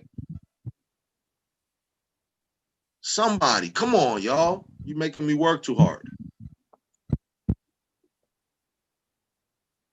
Nobody else wants to say nothing who hasn't spoken before, please. Hi. Thank you, sister.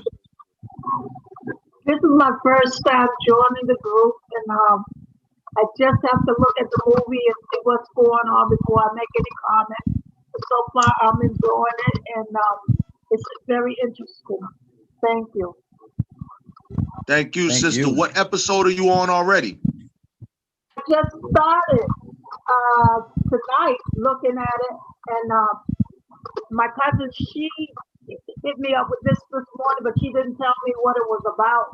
And when I went on with you all, this is what it was about.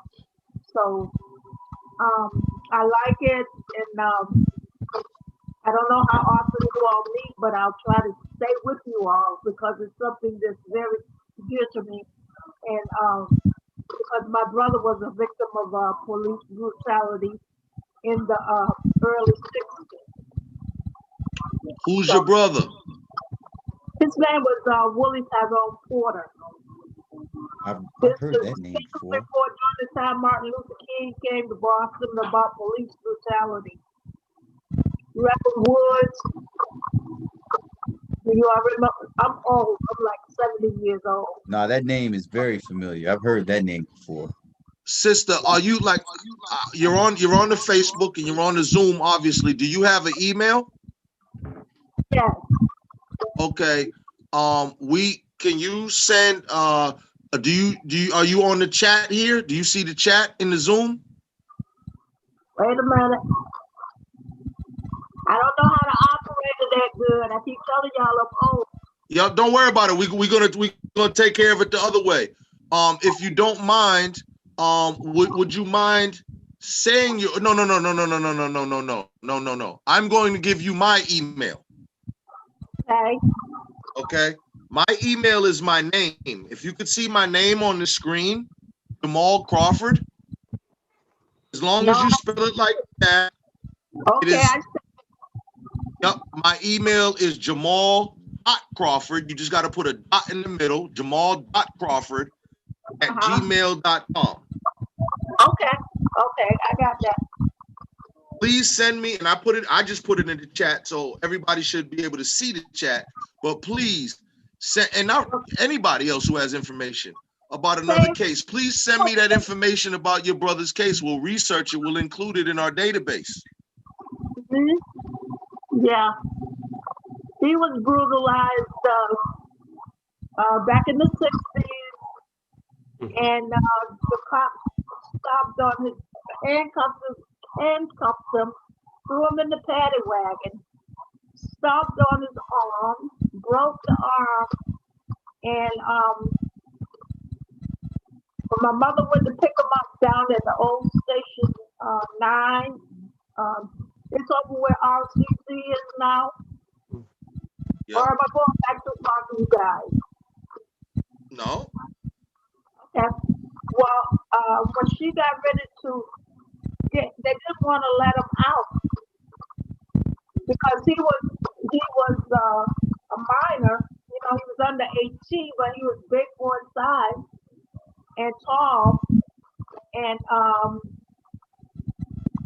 her lawyer came, got him out, but she had to promise the police department that she would take him to Boston City Hospital rather than any other hospital before they would let him out. So she made the promise, but the lawyer told her to take him to Peterborough Brigham Hospital, and they documented the footprint of, the shoe print of the officer's shoe on his arm, because his arm was broken and everything. They met with the police commissioner and everything, but what they did, I forgot the policeman's name. But, was it the Italian man, like Longato or something? I can't remember. This was back in the 60s, so I was like 14 years old, around 13, 14 years old. But I know that they once they found out, because we were black and that we had a lawyer, and the lawyer himself, they kind of like had the policeman to turn everything over to his wife, put everything in his wife's name in case we came for his food. And the thing is, they knew my brother. They knew him from the time he was a kid, but what happened was he was a chubby kid because we lived like 2 doors from Station 9. So they knew him coming up, but then when he became a teenager, he lost all that chubbiness and just went tall instead of wide. So they apologized because they've known him so long. So what you all are talking about is very interesting to me because it goes back a long time of things that they have done to people. Now, is your brother still with us? No, he passed in the 80s. Well, God bless. My condolences. The rest of his life. Say his name once again. Robert? No, Willie Tyrone Porter. Willie Tyrone Porter. Mm-hmm. Yeah. Okay. All right. So yeah, sis, we want to investigate that. Thank you, brother Jamal. Put it in the chat too. Thank you. Not for nothing too. I should probably do this. Jake, if you could, while I rant again. Jake, if you could look up on YouTube right quick on my YouTube page, that documentary Black Cop, the documentary that was given to me by Mr. Billy Celesta. Let's just put that link in there too. Yeah, that was an excellent documentary. I mean, and the only thing that's changed is the hairstyles. That's it. You know what I mean? In the cars. Right. So sis, when I said the Italian commissioner, because he might have been the commissioner at that time. I wonder if that's gonna ring a bell. But everybody should see this thing anyway, just because it depicts a time period and it depicts like black officers coming on the force. Actually, Officer Armstead is featured prominently in it. He's also featured prominently in this documentary as well later on. I can't wait till we get to that episode. Woo wee! I need to try to find his son. But I think so. I think his son is no longer with us. Steven? No, Yeah. Ray Jr. Oh, okay. I know I thought one of the Armstead, one of the people in the Armstead link to this case was deceased. Wow. I don't know nothing. Hey, listen, and I could be wrong. I could be wrong. I mean, we need to investigate that too. And I don't want to be funny, but you know, if they were shot, in a similar style, then, and I don't know how many years or whatever, but interesting. Thank you, Jake, for that link. So anybody too, because we're about to wind down now, we about to get off this, but anybody too, that link is in there. So y'all should check that link out. That's Black Cop. Yeah, it came out in 1974 on Channel 5. It was like their own little documentary series featuring the black cops here. Billy Sylvester was pretty much the star, who was well, he would later become the highest ranking black person prior to Commissioner Gross. Now he was the deputy police commissioner, and it just depicts, you're going to see a lot of the same elements. When you see that, it's like it's the same thing. This is But so all right, random. so This is so random. Before we go, Jamal, sticking with episode 4 and the I guess arrests or incarcerations of the 3 officers. I'm just curious whether or not, like, were other police officers testifying against them, or was this like an internal investigation? How did that happen? Well, I don't, I don't really know, because they, they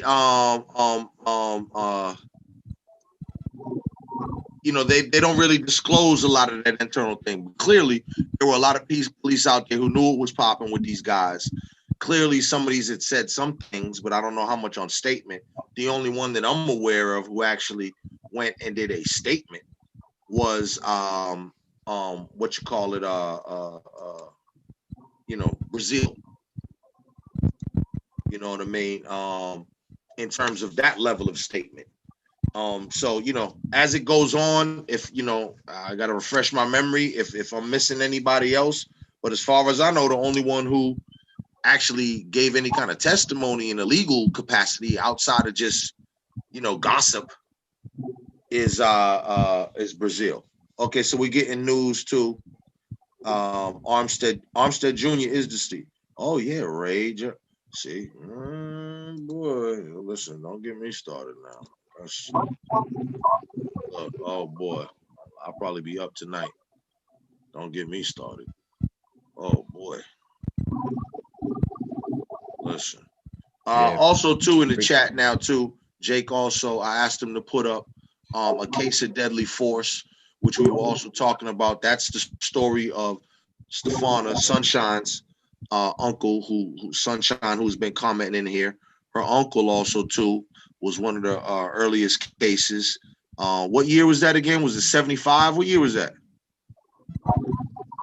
Yep, it was January 1975. Yep, January 75. And they killed her uncle, which became a whole big thing, a book and a movie. And yeah, the movie's great movie. Great movie. I mean, not for nothing too. They lionize the white people too much in it for me. You know what I mean? So, it becomes a story of the heroic lawyer and his family who, against Rambo's all odds, corporal. blah, blah, blah. The dude from But Rambo. hold up though, can I just, since we saying that, I just have to say that the heroism of the O'Donnell family should be highlighted and focused, because when our family attempted to get Black community leadership to assist and represent, including the NAACP and others, no one would take the case as far as a civil lawsuit. And, you know, it was the diligence of my aunt, similar to what you were mentioning about Sean writing his letter to Rosemary Scapiccio. My aunt basically walked into his office on a whim, him being an ex-police officer himself and knowing, you know, the system, listened to her. And I'm sure he had other people coming to him. He took the case. So and I'm not saying that he was the only hero, because quite honestly, if y'all want to know the truth, my sister, who was 9 years old, and her girlfriend were the heroes of that story, because had they not been talking to each other from the project windows across the way, my uncle's death would have just been swept under the rug. If you don't mind, what was his name and what's the name of the piece that was done on it? Oh, and you know, since you're YT and you're a police officer in Cambridge, my uncle's case itself began in Cambridge as a wrongful identification, basically, of a robbery that had transpired in Cambridge, and it went across the wires that they crossed over the bridge, and the vehicle that was identified somehow, some way, I don't know if this is true, but back in the day, license plates probably were different only by one number or whatever. So it was a robbery that stemmed in Cambridge that, you know, resulted in my uncle's death. And his name was James Bowden. James Bowden, B-O-L-D-E-N?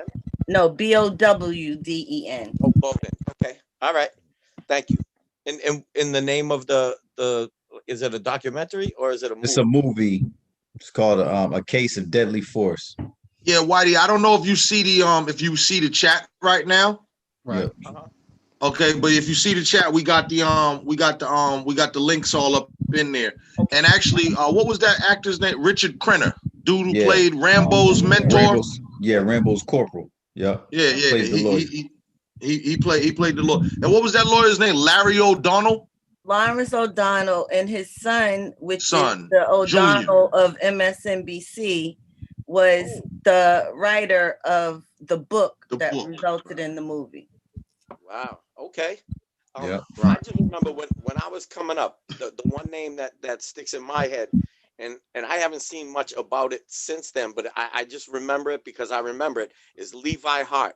Yeah, that's in the chronology in that chat. Levi Hart, Elijah Pace, James Bowden. So one of the things that we do, I have on one of the websites we got is the shotbypolice.blackstonian.org, and that's a list, you know, of a bunch of them, and it's based on everything that we know. We created that to combat the narrative that nothing happens here. We're good.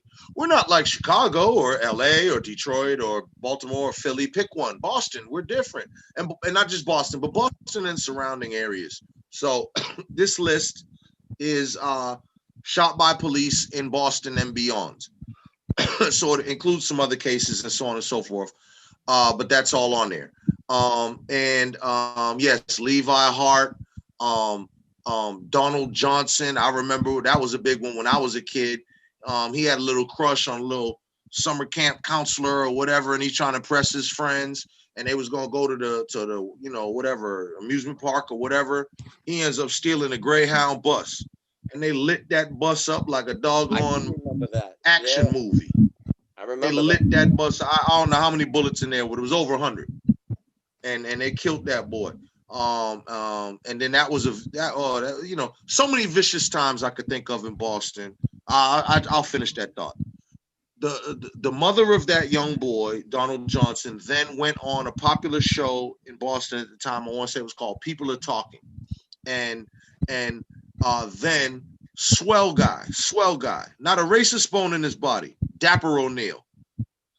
Man, reamed this lady. Her kid wasn't even cold in the ground, and he was like, yeah, kid, everybody cussed her out, called them all sorts of animals, and you know, it was a crazy racial time. And I just want to say that that's really been the majority of my life here. So once again, this is the other thing, you know, the documentary that we're focusing on here now, Sean Ellis is one story. That's a story of a wrongful conviction.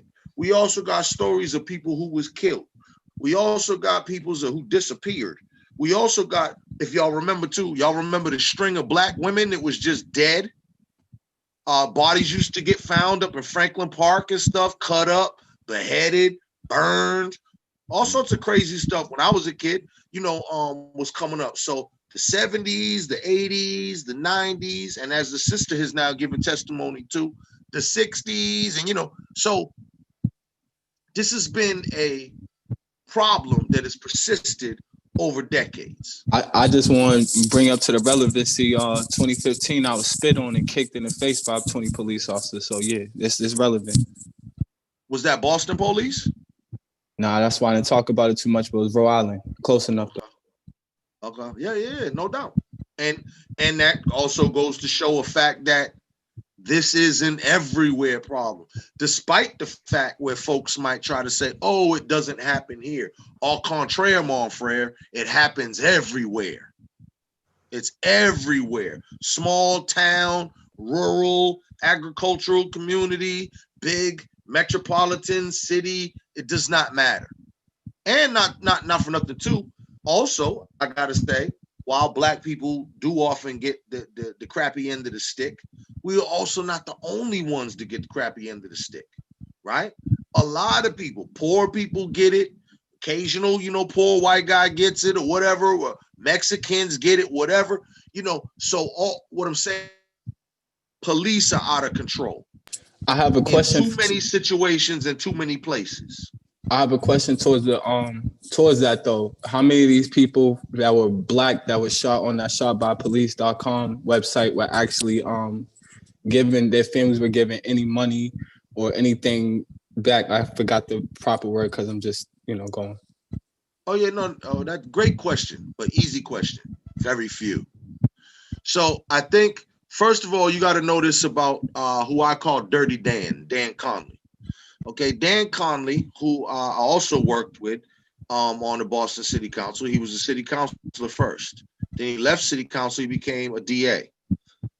He continued in the long legacy of foolishness and effery that was before him from Newman Flanagan, then Ralph Martin, and then Dan Conley, okay, which was a rubber stamp for all sorts of police shenanigans, okay? And so Dan Conley, who was the DA for 16 years, never once in his career ever found a cop guilty of any sorts of wrongdoing, okay? Except one case. One case. Come on, you're giving up my punchlines. I was guessing. Don't be guessing out loud. So yes, it was a situation where a guy was shot up under, like, guy was trying to, you know, hide from the cop or whatever, and like got up underneath a car, and the cop shot.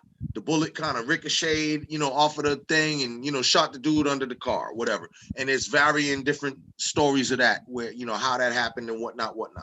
But they invented the dude's dead. Okay, happened to be a black cop, Officer Sean West. Sean West is the first cop in the history of Dan Conley, and the only cop in the history of Dan Conley to get found guilty of any wrongdoing. And this is the part you don't know. The city of Boston later settled with that family and paid that family for killing their loved one. Okay, how much is the loss of your loved one worth? They gave that family $75,000. $75,000. Well, I can answer that question. My family did and was the first ever in the country against any law enforcement department to receive a civil award from a police department, but it was not like immediate after the trial, but it was almost, I believe, 900,000 back. And we had gone through a couple of different mayors, you know, and then it was awarded. But the trial went on, it seemed like forever. But that's one that I know of. To answer your question, sort of in the Broadway, Darrell, and the specifics for folks who are interested are in the timelines and also on the Shot by Police website. But generally, what people tend to do, or what the city tends to do, is if it's a white family, they'll resolve it very quickly and with a lot of money. So, for example, I think it was in the 70s, somebody mentioned Levi Hart, but there was a bunch of cases around that time of young Black boys getting killed by the police, and literally, like, they also shot and killed a young white dude, and in very similar circumstances. And they had settled with that family, and the officer was suspended, and a whole bunch of things happened, while a case that had happened earlier was still, nothing was happening. The investigation was sitting nowhere. The case was sitting nowhere. So that was kind of the story, that if you see the pattern that shows up over and over again, is if it's a white family, they're pretty quick to find justice and resolution, and it tends to be a more generous form of that, both in, you know, financial terms and also substantive terms in terms of punishment and things like that. If it's a Black family, and there are a lot more cases where it's Black families in our database, there have been about 3 white people killed in the last 40 years by the Boston police, as opposed to 40 people of color. So that kind of puts it all there, right there for you. And also too, when the white people are killed, it's generally clearly accidental. What I like to say is that seldom are white people killed by bullets, like actual bullets that are meant to kill, lead bullets, bang, bang, pow, pow. Generally, when they're killed, it's some extemporaneous thing, like in this case, the young white girl, Victoria Snellgrove, killed at the Red Sox game. But she was killed by a pepper spray pellet that even the people who made the actual device didn't know was lethal. But it just so happened that pellet happened to hit her right at the perfect spot in the eye, went right up in the soft part of her eye and hit her brain, and she died. So, you know, that's clearly, in my view, they didn't even know that weapon could kill, right? The other one, he had, some respiratory issues, and so he asphyxiated out, and they didn't render him proper help and stuff like that. But in general, when it's us, it's just bang, bang, pow, pow, you're dead, right? So, real bullets, real guns, shoot. All right. So we're losing people now. We're losing me too. It's 9:45. It's my bedtime. All right. All right, y'all. Let's get off of this. Let me end this as I usually do, end all these things. So, thank you for everybody for your participation. First of all, everybody, be great. I hope everyone had a great day today. Continue on and have a great night. Do something great. Tell somebody you love them. Better yet, show somebody some love. Show some love to a youth or elder. As always, push past the pain to the power. As always, please choose righteousness over ratchetness. And as always, please don't fall for the banana in the tailpipe. And now, since we have lost Minister Randy, I believe at this time, right? Minister Randy checked out, right? So, Brother Jamal, would you like to close us out in prayer? Absolutely, it would be my honor. Please position yourself in the form of prayer that is most comfortable for you. In the name of the true and living God, the one God, regardless to land, language, or label, we give thanks for your universal principles, freedom, justice, and equality. That is a birthright of every living thing. We ask that you continue to bless this group to be able to receive this information from the documentary and present ourselves as living sacrifices to help understand and to heal a hurting community behind this very critical and needed subject to be discussed. So we thank you for allowing us to gather, and in the name of all your prophets and all of your sages, messengers, brothers and sisters, we say amen. Amen. Thank you, sir. Thank you, everybody, for tuning Yes, sir. in. I will see y'all tomorrow night. Please tell a friend. Once again, tomorrow we're watching episode 5. And episode 5, watch it at 6. If you've already watched it, fine. If you'd like to watch it again, please do that. But then we'll have the discussion again at 7 p.m. tomorrow. Remember, it's on Zoom, not on Facebook. Spread the word. God bless all y'all. Good night and have a great one. Peace. Peace. Bye. Peace.